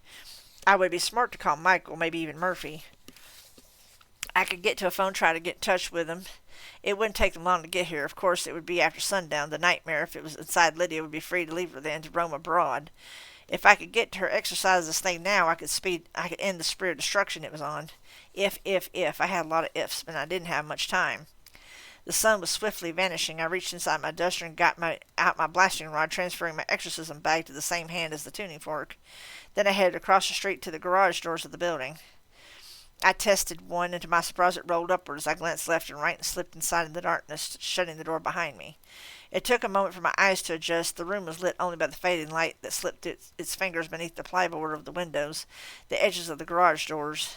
It was just the loading dock that encompassed an almost entire first floor. I judged. Stone pillars held the place up. Water dripped somewhere from a broken pipe, and there was pools of it everywhere on the floor. A brand new side panel van, its engine still ticking, cooling off, stood parked at the far side of the loading dock, next to a 5-foot high stone abutment.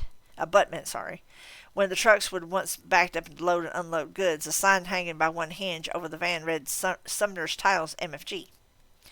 I approached the van slowly, my blasting rod held loosely at my side. I swept the tuning fork and my eyes around the shadow chamber. The fork hummed every time it swept past the van. The white van all but glowed in the half-light. Its windows had been tinted, and I couldn't see inside of them, even when I came within 10 feet or so.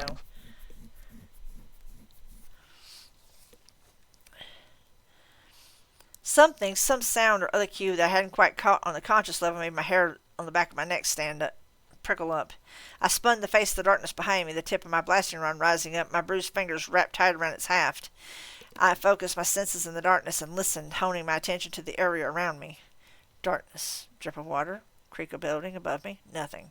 I put the tuning fork in my duster pocket, and then I turned back to the van, closed the distance quickly, and hauled open the side door, leveling my rod on the inside. A blanket-wrapped bundle, approximately Lydia's size, lay inside the van.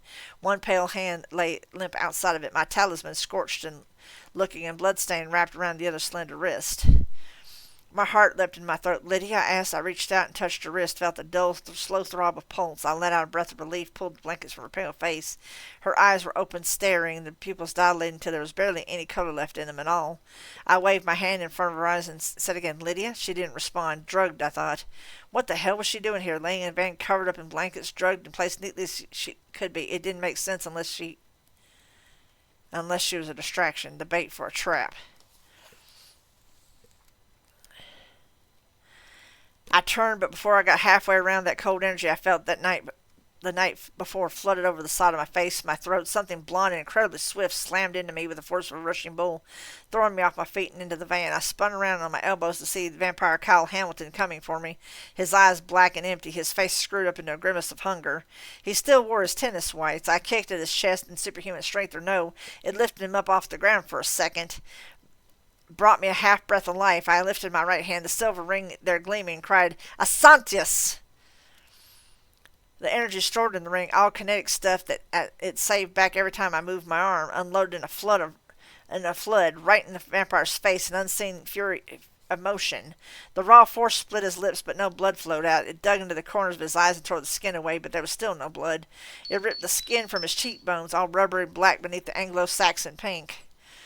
Strips of flesh flapping back in the wave of force like flags in a high wind. The vampire's body flew back and up. It thudded hard against the ceiling and fell to the floor with a thump. I struggled out of the van, my chest aching with a dull sort of pain. I left the doctor's bag behind, took out the shield bracelet, and extended my left arm in front of me.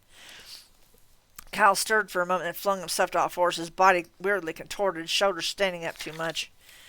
His back bent at a crooked angle. Shreds of flesh dangled from his face, slick-looking, rubbery black beneath them. His eyes also had the skin torn away from them, like pieces of a rubber mask, and bulged out black and huge and inhuman. His jaws parted, showing dripping fangs, saliva pattering to the damp floor. "You!" the vampire hissed, his voice calm, normal, disconcerting. "Whoa, that was original," I muttered, drawing in my wheel. "Yeah, me. What the hell are you doing here? Where do you think you're going with Lydia?"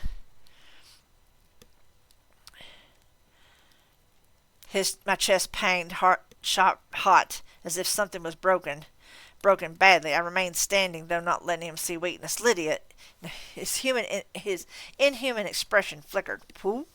My chest panged hard, sharp, and hot, as if something was broken badly. I remained standing, though not letting him see weakness. "Lydia, bad dye job, sunken eyes, in your van, wearing my talisman on her wrist." He hissed out a dripping runnel of laughter. "Is that what she told you her name was? You've been used, Dresden." I got a shivery feeling again and narrowed my eyes. I didn't have any warning, but instinct made me throw myself to one side in an abrupt leap. The vampire's sister, Kelly, as blonde and pretty as he had been a moment before, landed in the space I had occupied. She, too, dropped to her knees with a drooling hiss, fangs showing, eyes bulging. She wore a white catsuit clinging to her curves, along with white boots and gloves and a short white cape with a deep hood. Her clothing was smudged, imperfect, spotted with flecks of scarlet, and her blonde hair in disarray. Blood stained her mouth like smeared lipstick, or a child with a big cup of juice. A blood mustache. Hell's bells. I kept my blasting rod trained on Kelly, my left hand thrust out before me. "So you two are putting the snatch on Lydia, huh? Why?" "Let me kill him," moaned the female, her eyes all black, empty, and hungry. "Kyle, I'm hungry." So sue me, I weird out when someone talks about eating me. I swung the blasting rod right at Kelly's face and started sending power into it, sending the tip glowing. Yeah, Kyle, I said, let her try. Kyle rippled beneath his skin, and it was enough to make my stomach turn. Something like that just ain't right, even when you know what's underneath. This affair is none of yours, wizard. The girl is under my protection. I said, you two clear out now, and I won't have to get rough with you. That will not happen, Kyle said, his voice deadly quiet. Kyle, the female moaned again. More drool slithered out of her mouth, dripping to the floor. She started shaking, quivering as if she were about to fly apart, or at me. My mouth went dry, and I got ready to blast her. I saw Kyle move out of the corner of my eye. I lifted the shield bracelet toward him, transferred my will to it, but in time only to partially deflect the broken chip of concrete he sent thrown at my head. It slammed against my temple and sent me spinning. I saw Kelly blur toward me, white cape flying, and I lifted the blasting rod toward her, shouting, Fuego! Fire slammed out the end of the rod, missing Kelly by at least a foot, but still hot enough to set the hem of her cloak ablaze. The flames slew in an arch across the ceiling and down the wall as I started falling, cutting through wood and brick and stone like an enormous arc welder. She flung herself atop me, straddling my hips with her thighs, moaning in excitement. I thrust the blasting rod toward her, but she batted it aside, laughing in a wild, hysterical tone, throwing her smoldering cloak off with her other hand. She plunged toward my throat, but I lifted my hands to catch her mane of hair. I knew it was a futile gesture. She was just too damn strong. I wouldn't be able to hold her off for me long. A few seconds at most. My heart pounded in my burning chest, and I struggled, gasping in air. Then the droplets of her spittle fell onto my throat, my cheek, and into my mouth, and none of it mattered any more. It was a glorious sensation that spread over me, warmth, security, peace. Ecstasy began at my skin, spread through me, easing all the hard tension from my muscles. My fingers slackened in Kelly's lovely hair, and she purred, her hips writhing against mine. She lowered her mouth toward me, and I felt her breath on my skin, her breast pressed against me through the thin material of her bodysuit. Some nagging thought bothered me for a moment. Perhaps it was something about the perfect, lightless depths of her eyes, or the way her fangs rubbed against my throat, no matter how good it felt. But then I felt her lips on my skin and felt her drawing her breath in shivering anticipation, and it stopped mattering. I just wanted more. Then there was a roaring sound, and I dimly perceived the west wall of the building collapsing, falling in great flaming sections of wood and brick. The blast I had sent spewing at Kelly had sliced through the ceiling, walls, and support beams. It must have weakened the structure of the entire building as it had. Oops. Sunlight flooded in through the falling bricks and clouds of dust. The last rays of daylight, warm and golden on my face, painfully brightened my eyes. Kelly screamed, and wherever her skin wasn't covered by cloth, from her chin up mostly, she burst into flame. The light hit her like a physical blow, hurling her away from me. I became aware of a dull pain, uncomfortable heat on my cheek, my throat, where her saliva had coated my skin. Everything was light and heat and pain for a few moments, and someone was screaming. I struggled up for a moment later, peering around the inside of the building. Fire spread, a dull chewing sound on the floors above me. Through the missing section of wall, I could hear sirens in the distance. There were smears of something black and greasy on the concrete floor leading to the white van. The sunlight barely touched the back window of the vehicle. The side door stood wide open, and Kyle, his face still hanging in ragged strips, hauled something grotesque. His sister, her true form no longer shrouded by a mask of flesh. The vampire girl made keening sounds of agony while her brother pitched her into the back of the van. He slammed the door shut, a snarl rippling his split lips. He took a step toward me, then clenched jaws in frustration, stopping just short of the sunlight. Wizard, he hissed, you'll pay. I'll make you pay for this. Then he spun back to the van with its dark tinted windows and leapt in. A moment later the engine roared to life, and the van sped toward the garage doors, plowed through one of them, sending shards of wood flying, jounced into the street, and vanished from sight, engine racing. I remained in place, stunned, burnt, hurting, my brain clouded. Then I stumbled to my feet, staggered toward the hole in the wall, and out toward the fading daylight. Sirens had got closer. Damn, I mumbled, looking at the spreading fires. I'm kind of hard on buildings. I shook my head, trying to clear my thoughts. Dark. It was getting dark. Had to get home. Vampires could come out after dark. Home, I thought. Home. I started stumbling back toward the beetle. Behind me as I did, the sun sank beneath the horizon, freeing all the things that go bump in the night to come out and play. We do have an ad break in about 3 minutes. I'm going to take a quick pause to have a drink break. We're getting there. It is one of those things. I do have to pause every now and again for the cows, as they say.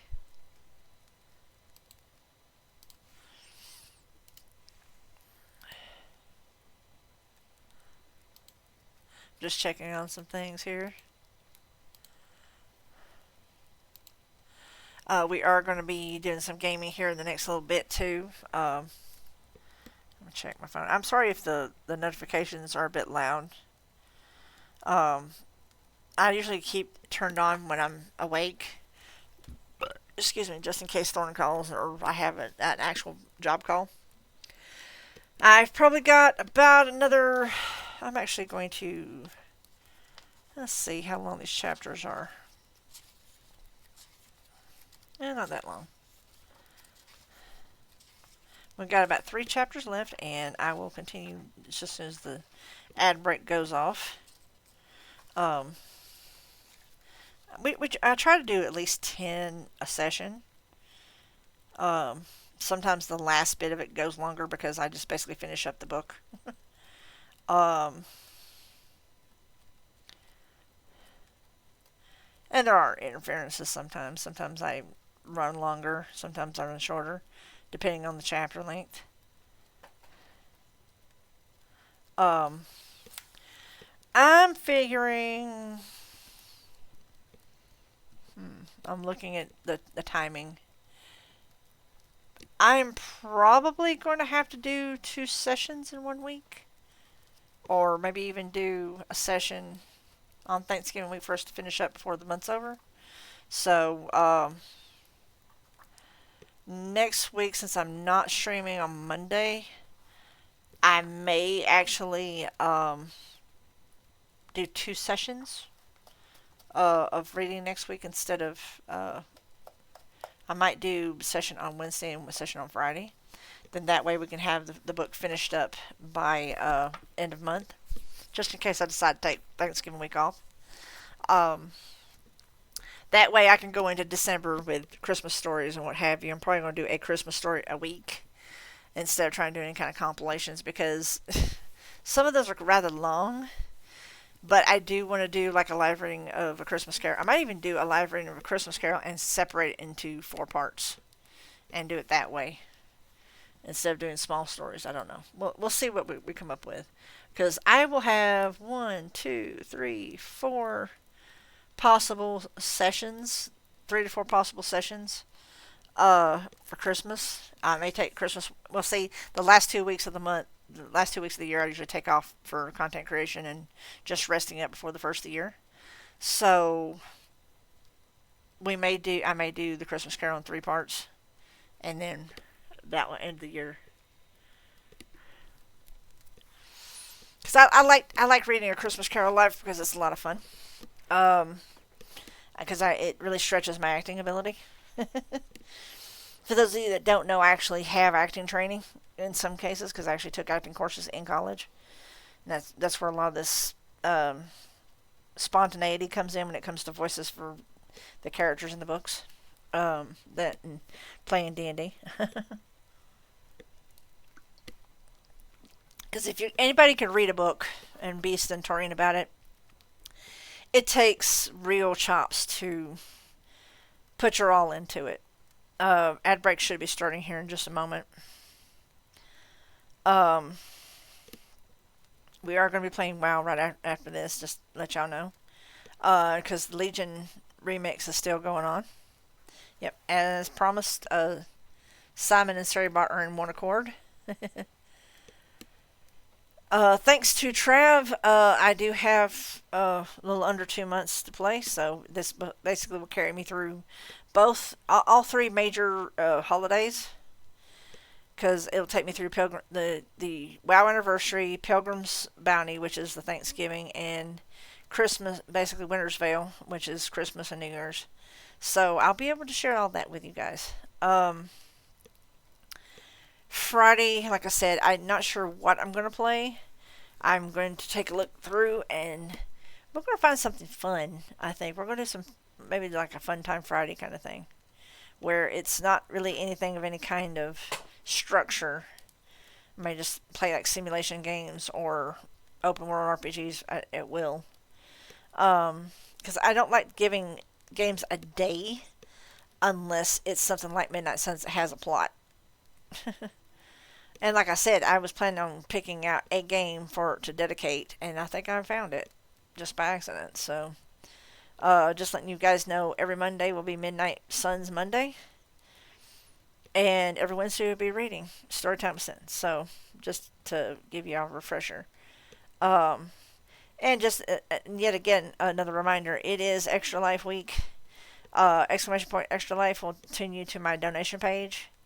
I know some of you might not be able to hear these announcements due to the ad break, but I figured I'd like to get all the self-promotion out and stuff. There's a lot of things I'm considering doing in the coming year.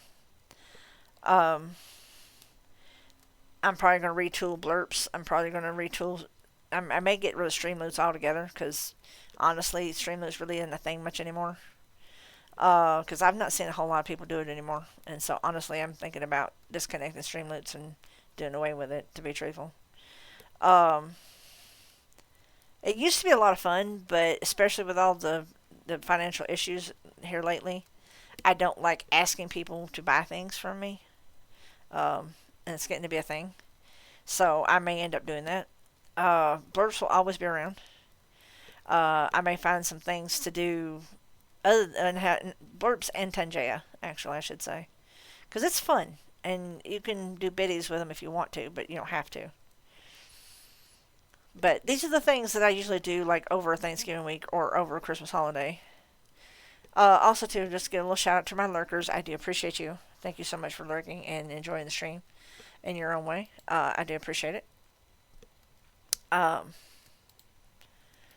But there's going to be a lot of changes in 2026. We're going to be approaching, you know, what, 6 years on the platform? So, yeah. Alright, welcome back from the ad break, guys. Let's continue where we left off. Chapter 17. I don't remember how I managed to get home again. I have a vague image of all the cars around me going way too fast, and then Mister's rumbling purr greeting me as I got to my apartment and locked the door behind me. The vampire's narcotic saliva had soaked in through my skin in a matter of a second or three, spreading into my system in short order after that. I felt numb, light all over. The room wasn't quite whirling, but when I moved my eyes, things almost seemed to blur a little, then settled to when I focused on something. I throbbed. Every time my heart beat, my entire body pulsed with a slow, gentle pang of pleasant sensation. Something inside me couldn't help but love every second of it. Even counting the times I'd been juiced up in a hospital, it was the best drug I'd ever had. I stumbled to my narrow bed and dropped onto it. Mister came and prowled around my face, waiting for me to get up and feed him. Go away, I heard myself mumble, stupid furball. Go on. He put one paw on my throat and touched the area of burned skin where the sunlight had struck the smear of Kelly Hamilton's saliva. Pain flared through me and I groaned, forcing myself into the kitchen. I got some cold cuts out of the icebox and dropped them onto Mister's plate, and then I stumbled to the bathroom and flicked on the light. It hurt. I shielded my eyes and studied myself in the mirror. My pupils had dilated out nice and big. The skin on my throat, my cheek, was red and glowing, as though from falling asleep outside on the summer afternoon. Painful, but not dangerous. I couldn't find any marks on my throat, so the vampire hadn't bitten me. I was pretty sure that it was a good thing. Something about bite being a link to a victim. If she had bitten me, she could have gotten into my head. Usual mind control and enchantment, breaking one of the laws of magic. I stumbled back to my bed and sank down onto it, trying to sort out my thoughts. My lovely throbbing body made this fairly difficult. Mister came nosing around again, but I shoved him away with one hand, forced myself to ignore him. Focus, Harry, I moaned to myself. Gotta have focus. I had learned to block out pain when necessary. Studying under Justin, it had been a practical necessity. My teacher hadn't believed in sparing the rod and spoiling the potential wizard. You learn very quickly not to make mistakes, given the correct incentives to avoid them. Blocking out pleasure was a much more difficult exercise, but I somehow managed. The first thing I had to do was separate my sense of enjoyment. It took me a while, but I slowly marked out the boundaries of the parts of me that liked all the wonderful warm sensations and walled them away. Then the actual pounding happiness happened. I found my heart rate slowed it a bit, though it was already going too slowly, then started shutting down the perception of my limbs, pushing them behind walls with the rest of me that wasn't doing any good. Giddy delight went next, leaving only a dull fuzz across my thinking, chemically unavoidable. I closed my eyes and breathed and tried to sort through things. Lydia had fled the shelter of the church and Father Forthill's protection. Why? I had thought back over the details of everything I knew about her. Her sunken eyes, the tingle of touching her aura. Had her hands been shaking just a little? I think they had. In retrospect, I thought what I'd seen of her in the van of the bracelet on her wrist, her beating pulse, had it been slow? I thought so at the time. Then my own had been racing. I focused on the moment I'd been touching her. 60, I thought. She'd been around 60 beats per minute. My own heart rate was about a sixth of that at the moment.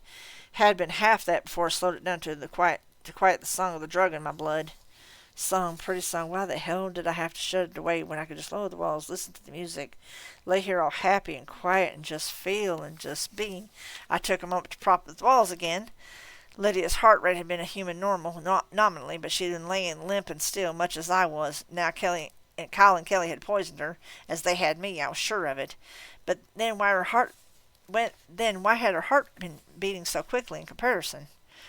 She left the church and been taken, perhaps, by the nightmare, then gone to Malone's house under its guidance and got an invitation in. But why go to Malone's house? What did he have to do with anything? Malone and Lydia. They'd both been attacked by the nightmare. What was the connection? What linked them together? More questions. What did the vampires want with her? If Kyle and his sister had been after Lydia, that had meant Bianca wanted her. Why? Was Bianca in league with the nightmare? If she was, why the hell would she need to use her most powerful goons to kidnap the girl? If she was possessed by Bianca's ally? And how the hell did the nightmare gone through the threshold? An even better question. How had it got through the protection offered by Lydia by my dead man's talisman? No ghost should have been able to offer her any direct harm or contact through that thing. It didn't make any sense. Why should it? Why should anything need to make anything at all? Just sit back, Harry. Lay back and feel good and relax and let your blood sing. Let your heart beat. Just ease down to the wonderful, warm, spinning, dark, and stop worrying. Stop carrying and drift and float. The walls started to crumble. I struggled, but sudden fear made my heartbeat quicken. I fought against the pull of the poison in my blood, and that struggle only made me more vulnerable, more susceptible. I couldn't fall now, and I couldn't. People were depending on me. I had to fight. The walls fell and my blood surged up with a roar. I drifted, and it was nice. Drifting turned into sleep, gentle, dark sleep, and time turned to dreams.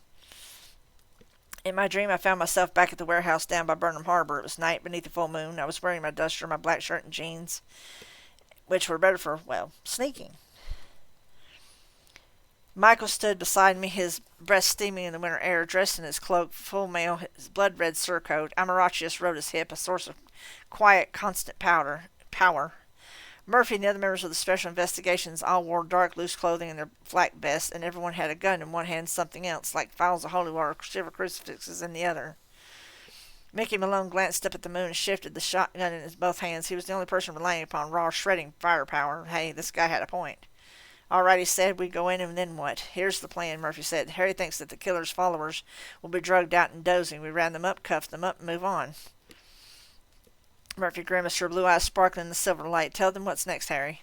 I kept my voice quiet. The guy we're after is a sorcerer. It's sort of like being a wizard, only he spends his energy doing things that are mostly destructive. He isn't good at doing anything that doesn't fuck someone up, which makes him a badass as far as we're concerned, Malone growled. Pretty much, I confirmed. The guy's got power but no class.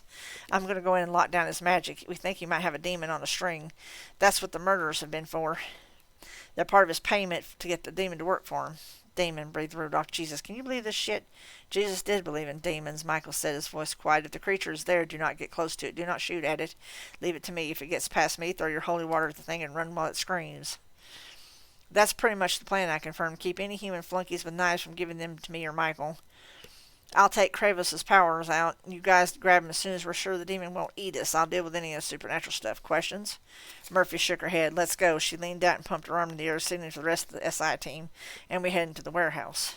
Everything went according to plan. In the front of the warehouse, a dozen young people, all with that lost, lonely look. Two of them lay dozing aside fumes that made me dizzy. The remnants of a serious party lay all over the place. Beer cans, clothes, roaches, empty needles, you name it. The cops fell on the kids in a dark-clad swarm and had them cuffed and hauled out into a waiting wagon in 90 seconds. Michael and I moved forward toward the back of the warehouse through stacks of boxes and shipping crates. Murphy, Rudy, and Malone all followed harder on our heels. I cracked the door of the back wall and peered through it. I saw a circle of black, smoking candles, a red-lit figure dressed in feathers and blood kneeling beside it, and something dark and horrible crouching within. Bingo, I whispered. I turned to Michael. He's got the demon in there with him. The knight simply nodded and loosened his sword in its sheath. I drew the doll out of my duster's pocket. It was a Ken doll, naked and not anatomically correct, but it would work. The single hair that forensics had recovered from the last victim's crime scene had been carefully scotch-taped to the doll's head, and I had tired Ken in general garb of someone delving into black magic, reverse pentagrams, some feathers, and some blood from a hapless mouse Mister had nabbed. Murphy, I hissed, are you absolutely sure about this hair that it belongs to Kravos? If it didn't, the doll wouldn't do diddly to the sorcerer unless I managed to throw it into his eye. We're reasonably sure, yes. Reasonably sure. Great. But I knelt down and marked out the little circle around me, then another around the Ken doll, and wrought my spell. The hair was Kravis's. He became aware of the spell taking effect a few seconds before it could close off his power altogether, and with those few seconds he reached out and broke the circle around the demon with his will in his hand, and then a screaming rage compelled it to attack. The demon leapt toward us, all writhing darkness and shadows, and glowing red eyes. Michael had stepped into the doorway and drew Amaratius, the sudden blaze of light and magical fury like a gale in that darkness. In real life, I had completed the spell and shut Kravos away from his powers. Michael had carved the demon to chutney, and Kravos had made a run for it, but Malone, at fairly long range, had fired a shotgun at the ground and at Kravos' feet, and done it perfectly, sweeping the man's legs out from beneath him and leaving him writhing, bleeding, but alive. Murphy had wrestled the knife out of the sorcerer's hands, and the good guys had won the day. In my dream, it didn't happen that way. I felt the fabric of the spell closing around Kravos start to slip. 1 minute he was there in the weaving, and I was spinning around him. The next he was simply gone, the spell collapsing of its own unsupported weight. Michael screamed. I looked up to see him lifted high in the air, his sword sweeping through the shadows and darkness before him in impotent futility. Dark hands, fingers nightmarishly long, grabbed Michael's head, covering his face. There was a twist, a wet crackling sound. The knight's neck broke cleanly. His body jerked, then went limp. Amaratius' light died out. The demon screamed a tinny, high-pitched sound and let the body fall to the ground. Murphy shouted and hurled her jar of holy water at the demon. The liquid flared into silver light as it struck something that writhed in that writhing darkness that was the demon. The shape turned toward us. Claws flashed out. Murphy stumbled back, her eyes wide with shock as the talons had carved through her Kevlar jacket, her shirt, her skin, leaving her belly torn open. Blood and worse rushed out, and she let out a weak gasp, pressing both hands against her own ruined side. Malone started pumping rounds out of the shotgun. The demon darkness turned toward him, a red-fanged leer spreading over it, and waited until the gun clicked empty. Then it simply laughed, grabbed the end of the shotgun, and slammed Malone against the wall, shoving the hardwood stock against the man's belly until he screamed, until the flesh began to rip and his ribs started crackling, and then shoved harder till I could clearly hear, even above the sound of Malone's retching, the bones of his spine start to splinter and break. Malone, too, fell to the ground, dying. Rudolph screamed, pasty-faced and white, and ran away, leaving me alone with the demon. My heart rushed in terror, and I shook like a leaf before the creature. I was still inside the circle. I still had the circle protecting me. I struggled to reach out for my power to summon a strike that would annihilate the thing, and found something in my way, a wall, the same spell I meant to lay on Kravos. The demon stalked over to me, and though my circle wasn't even there, reached out and backhanded me into the air. I landed with a thud upon the ground. "No," I stammered, and tried to struggle back from the thing. "No, this isn't happening. This isn't the way it happened." The demon's red eyes glowed. I lifted my blasting rod toward it and pointed and shouted, "Fuego!" There was no stirring of heat, no fitful crackling of energy, nothing. The demon laughed again and reached down toward me, and I felt myself lifted into the air. "This is a dream!" I shouted. With that awareness, I started struggling to reach out to the fabric of the dream, to alter it, but I had made no preparations before I slept, and was already too panicked, too distracted to focus. "This is a dream! This isn't the way it happened!" "That was then," the demon purred, its voice silken. "This is now." Then its maw opened up and closed over my belly, horrible fangs sinking in, worrying me, stretching my guts. It shook its head, and I exploded, shreds of meat flying out of me into it, my blood rushing out while I strained and struggled helplessly, screaming. And then a gray tabby with a bobtail bounded out of nowhere and whipped one paw at me, lashing it across my nose, claws slashing like fire. I screamed again and found myself in the far corner of my bedroom, back in my apartment, curled into a fatal ball. I'd been puking my guts out. Mister hovered over me, and then, almost judiciously, delivered another scratch to my cheek. I heard myself cry out and flinch from the blow. Something rippled along my skin, something cold and dark and nauseating. I sat up, blinking sleep from my eyes, struggling through the remnants of the vampire's poison, and sleep on the focus, but it was gone. To sleep to focus on the presence, but it was gone. I shook violently. I was terrified, not frightened, not apprehensive, viciously and unremittingly terrified, mindless brainstem terror, the kind that quite simply bypasses rational thought and heads straight for your soul. I felt horribly violated somehow, and helpless and weak. I crawled down into my lab, fumbling in the dark. Dimly I was aware of Mister coming along behind me. It was dark down here, dark and cold. I stumbled across the room, knocking things down left and right to the summoning circle built into the floor. I threw myself into it, sobbing, fumbled with the tingling fingers at the floor until I located the ring, and then I willed the circle closed. It struggled, resisted, and I pushed harder, forced myself on it harder, until I finally felt it snap shut around me in an invisible wall. I curled on my side and kept keeping every part of myself within that circle, and wept. Mister prowled around the circle, rumbling, reassuring purr in his throat. Then I heard the big gray cat hop up onto the work table, and over to one of the shelves, his dim shadow curled up by the pale bone of the skull. Orange light began to glide out of his mouth into the skull's eye sockets until Bob's candle flame eyes blinked and his skull turned to focus on me. Harry? Bob said, his quiet voice solemn. Harry, can you hear me? Shaking, I looked up, desperately grateful to hear a familiar voice. Harry, Bob said gently. I saw it, Harry. I think I know what went after Malone and the others. I think I know how it did it. I tried to help you, but you wouldn't wake up. My mind whirled confused. What? I asked, my voice coming out whimper. What are you talking about? I'm sorry, Harry. The skull paused, and though its expression couldn't really change, it looked somehow troubled. I think I know what just tried to eat you. Chapter 18. Ate me, I whispered. I don't understand. This thing you've been chasing, I think. The nightmare. I think it was here. Nightmare, I said. I lowered my head and closed my eyes. But I can't think straight. What's going on? Well, you came in about 5 hours ago, drugged to the gills on vampire spit, and muttering like a madman. I think you didn't realize that I was inside Misty. Do you remember that part? Yeah, sort of. What happened? I relayed my experience with Kyle and Kelly Hamilton to Bob. Speaking seemed to help things stop spinning, my guts to settle, my heartbeat slowly eased down to something less than that of a terrified rabbit. Sounds weird, Bob said. Got to be something important to make them risk going out in daylight like that, even in a specially equipped van. Excuse me. I realize that, Bob, I said, and mopped at my face with one hand. You any steadier? I guess. I think you got torn up pretty good spirit-wise. It's lucky you started screaming. I came as quick as I could, but you didn't want to wake up. The poison, I think. I sat up cross-legged, staying inside the circle. I remember that I had a dream. God, it was a terrible dream. I felt my guts turn to water and I started shaking again. I tried to change it, but I wasn't ready. I couldn't. A dream, Bob said. Yeah, that figures. Figures, I asked. Sure, Bob said. I shook my head, rested my elbows on my knees, and put my face in my hands. I did not want to be doing this. Someone else could do it. I should go, leave town. It was a spirit that jumped me? Yeah.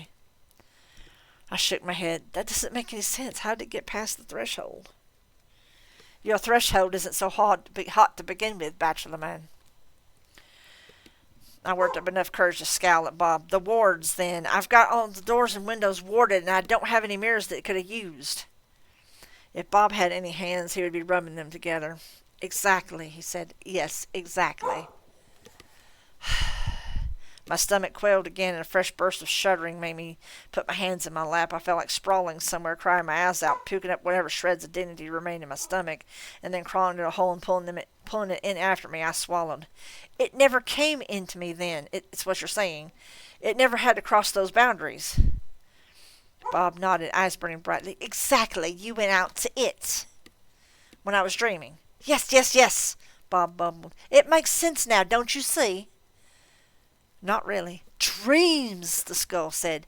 When a mortal dreams, all kinds of strange things can happen. When a wizard dreams, it can be even weirder. Sometimes the dreams can be intense enough to create a little temporary world of their own. Kind of a bubble in the never-never. Remember how you told me Agatha Hagglethorne was a strong enough ghost to have had her own demoscene in the never-never? Yeah, it looked kind of like old Chicago. Well, people can do the same at times. I'm not a ghost, Bob. No, he said. You're not, but you've got everything it takes to make a ghost inside you except for the right set of circumstances. Ghosts are only frozen images of people, Harry. Last impressions made by personality. Bob paused reflectively. People are almost always more trouble than anything you run into on the other side. I hadn't noticed. I said, all right, so you're saying that any time I dream it creates my own little rent-by-the-hour demoscene in the never-never. Not every time, Bob said. In fact, not even most times. Only really intense dreams, I suspect, bring the necessary energy out of people. But with the border thing being so turbulent and easy to get through. More people's dreams were making bubbles on the other side. That must have been how it got to poor Mickey Malone. Then while he was sleeping. His wife said he had insomnia that night, so the thing hangs around outside his house waiting for him to fall asleep, and it starts killing fuzzy animals to fill up the time. Could be, Bob said. Do you remember your dream? I shuddered. Yeah, I remember it. The nightmare must have got inside with you. While my spirit was in the never-never, I asked. It should have ripped me to shreds. Not so, Bob beamed. Your spirit's Demoscene, remember? Even if it's only a temporary one, means you have the home field advantage. It didn't help since it got the drop on you, but you had it. Oh, do you remember anything particular? Any figure or character in the dream that wouldn't have been acting the way you thought it should have? Yeah, I said. My shaking hands went to my belly, feeling the tooth marks.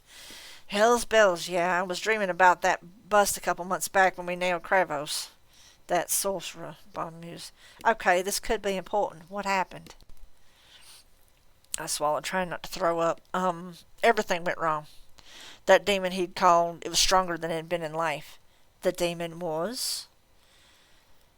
I blinked. Bob, is it possible for something like a demon to leave a ghost? Bob said. I don't think so, unless it had actually died there, eternally perished, not just had its vessel dispersed. Michael killed it with Amaratius, I said. Bob's skull shuddered. Oh, he said, Amaratius. I'm not sure then. I don't know. That sword might be able to kill a demon, even through a physical shell. That whole faith magic thing is awfully strong. Okay, so we could be dealing with the ghost of a demon here, I said. A demon that died while it was all fired up for a fight. Maybe that's what makes it so vicious. Could be, Bob agreed cheerily. I shook my head, but that doesn't explain the barbed wire spells we've been finding on these ghosts and people. I grabbed onto the tangled facts with a silent kind of desperation, like a man about to drown, who has no breath to waste on screaming. It helped keep me moving. Maybe the spells of someone else's work, Bob offered. Bianca, I said suddenly. She and her lackeys are all messed up in this somehow. Remember that they put the snatch on Lydia, and they were waiting for me that first night when I came back from being arrested? I didn't think she was that big-time a practitioner, Bob said. I shrugged. She's not, horribly. But she just got promoted, too. Maybe she's been studying up. She's always had a little more than her share of freaky vampire tricks, and if she was over in the Never Never when she did it, it would have made her stronger. Bob whistled through his teeth. Yeah, that could work. Bianca stirs things up by torturing a bunch of spirits, gets all the turbulence going so that she could prod this nightmare toward you. Then she lets it loose, sits back, and enjoys the fun. She's got a motive? Regret, I said, remembering a note I'd read more than a year ago. She blames me for the death of one of her people, Rachel. She wants to make me regret it. Neat, Bob said. And she could have been anywhere, she could have been everywhere in question? Yeah, she said.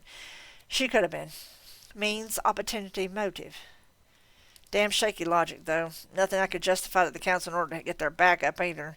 I don't have any proof. So, Bob said, head up, go kill her, problem solved. Bob, I said, you can't just go around killing people. I know, that's why you should do it. No, I can't go around killing people either.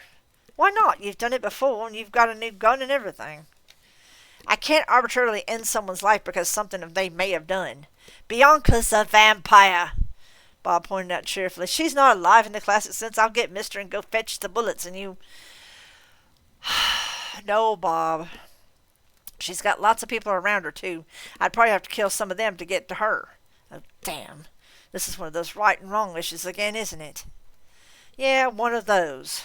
I'm still confused about this whole morality thing, Harry. Join the club, I muttered. I took a shaking breath and leaned forward to put my hand over the circle and will it broke, and I almost cringed when its protective field faded from around me, but forced myself not to. I was as recovered as I was going to get. I needed to focus on the work. I stood up and walked away to my work table, my eyes by now adjusting to the dimness. I reached for the nearest candle, but then there weren't any matches handy, so I pointed my finger at it, frowned, and muttered the words Flickum Bickus. My spell, a tiny one I'd used 1,000 times, stuttered and coughed, the energy twitching instead of flowing. The candle's wick smoked, but did not flicker to life.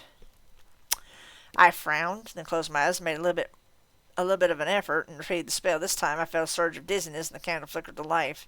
I braced one hand on the edge of the table. Bob, I asked, were you watching that? Yeah, Bob said in front of his voice. What happened? You didn't put enough magic into the spell the first time around. I put as much as I always do, I protested. Come on, I've done that spell 1,000,000 times. 1,756 that I've seen. I gave him a pale version of my usual glower. You know what I mean. Not enough power, Bob said. I call 'em like I see 'em. I stared at the candle for a second and then muttered to myself, why did I have to work to make that thing light up? Probably because the nightmare took a big bite out of your powers, Harry. I turned around very slowly to blink at Bob. It did what? When it attacked you in your dream, did it go after a specific place on your body? I put my hand to the base of my stomach, pressing there, and I felt my eyes go wide. Bob winced. Ooh, chakra point. That isn't good. Got you right in the chi. Bob, I whispered. Good thing he didn't go after your mojo there, right? I mean, you have to look on the bright side of these. Bob, I said louder. Are you saying it ate my magic? Bob got a defensive look on his face. Not all of it. I woke you up as quick as I could, Harry. Don't worry about it. You'll heal. Sure, you'll be right down for a couple of months, or years, well, decades, but possibly. But that's only a very outside chance. I cut him off with a slash of my hand. He ate part of my power. I said, does that mean the nightmare is stronger? Well, naturally, Harry, you are what you eat. Damn it! I snarled, pressing one hand against my forehead. Okay, we really got to find this thing now. I started pacing back and forth. If it's using my power, it makes me responsible for what it does with it. Bob scoffed. Harry, that's irrational. I shot him a look. That doesn't make it any less true, I snapped. Okay, Bob said meekly. We have now left Reason and Sanity Junction. Next stop, Looneyville. I said, still pacing. We have to figure out where this thing is going to hit next. It's got all night to move. 6 hours and 13 minutes, Bob corrected me. Shouldn't be hard. I've been reading those journals you've got from the ectomancer while you were sleeping. The thing can show up in nightmares, but there's going to be a commonality between all of it. Ghosts can only have the kind of power this nightmare has while they're acting within the parameters of the specific bailiwick. What? Look at it this way, Harry. A ghost can only affect something that relates directly to its death somehow. Agatha Hagglethorne couldn't have terrorized a Cubs game. That wasn't where her power was. She could mess with infants with abusive husbands, maybe with abused wives, and meddling wizards, I mumbled. You put yourself in the line of fire, sure, Bob said, but Agatha couldn't just run somewhere willy-nilly and wreak havoc. The nightmare's got to have a personal beef in this, I said. That's what you're saying. Well, it has to be related to his demise. Somehow. So yeah, I guess that's what I'm saying. More specifically, it's what Mort Lindquist was saying in his journals. Me, I said, and Lydia and Mickey Malone. How the hell do all those relate? I never saw Lydia before in my life. My friend, at least I don't think I have. She's the kind of oddball, Bob agreed. Leave her out of the equation for a minute. I did, and it came to me as clearly as a beam of sunlight. Damn it! I said. I turned and ran toward the stairs with my unsteady legs, started hauling myself up them and toward the phone. What? Bob called after me. Harry, what? If that thing is a demon's ghost, I know what it wants. Payback. It's after the people that took it down, I yelled back down the stairs. I've got to find Murphy. And that is where we're going to stop for today. I went over a little over 2 hours, but the chapter was a little long. So I hope you enjoyed my slant on Bob's voice. I had forgotten in previous... See, Bob wasn't the nearest talkative in previous books. I watched the Dresden Files, and I do believe it might have been Tony J, or one of those really awesome British voice actors that did the voice of Bob in the Dresden Files series. Sad that it was only one season. Great fucking show. You should check it out if you haven't already. I think it's on Tubi or Pluto, I think. So you should go check it out. I think they did a really good job of getting fairly close to the books. And honestly, it really should be rebooted and put back out there. But anyway. But yeah, it was a British actor voice actor who did the voice of Bob. And I realized that when Bob started making an appearance, and I'm like, I need to do that. I need to go with the whole, I am a millennial old British dude trapped in a skull kind of deal. But anyway, guys, I'm going to take a quick BRB. I've got to take River out. I'll be back with some WoW. Going to do some more Legion Remix. But that brings story time was sent to a close for another week. Next week there'll be 2 installments so we can finish up the book. I think that's a great idea, to be truthful. I will decide then which days it's going to be, whether it's going to be Tuesday and Wednesday, or like Wednesday and Friday. It's going to at least be Wednesday. Um, then that way I can take the Thanksgiving week off, and we can start up with Christmas stuff the very next installment. So Thanksgiving for the U.S. anyway. Canadian was last month. Anyway, guys, stick around. We'll be back in 2 and 2, and we'll be back with some WoW. So until then, join the clips. Appreciate you hanging out. Stay tuned.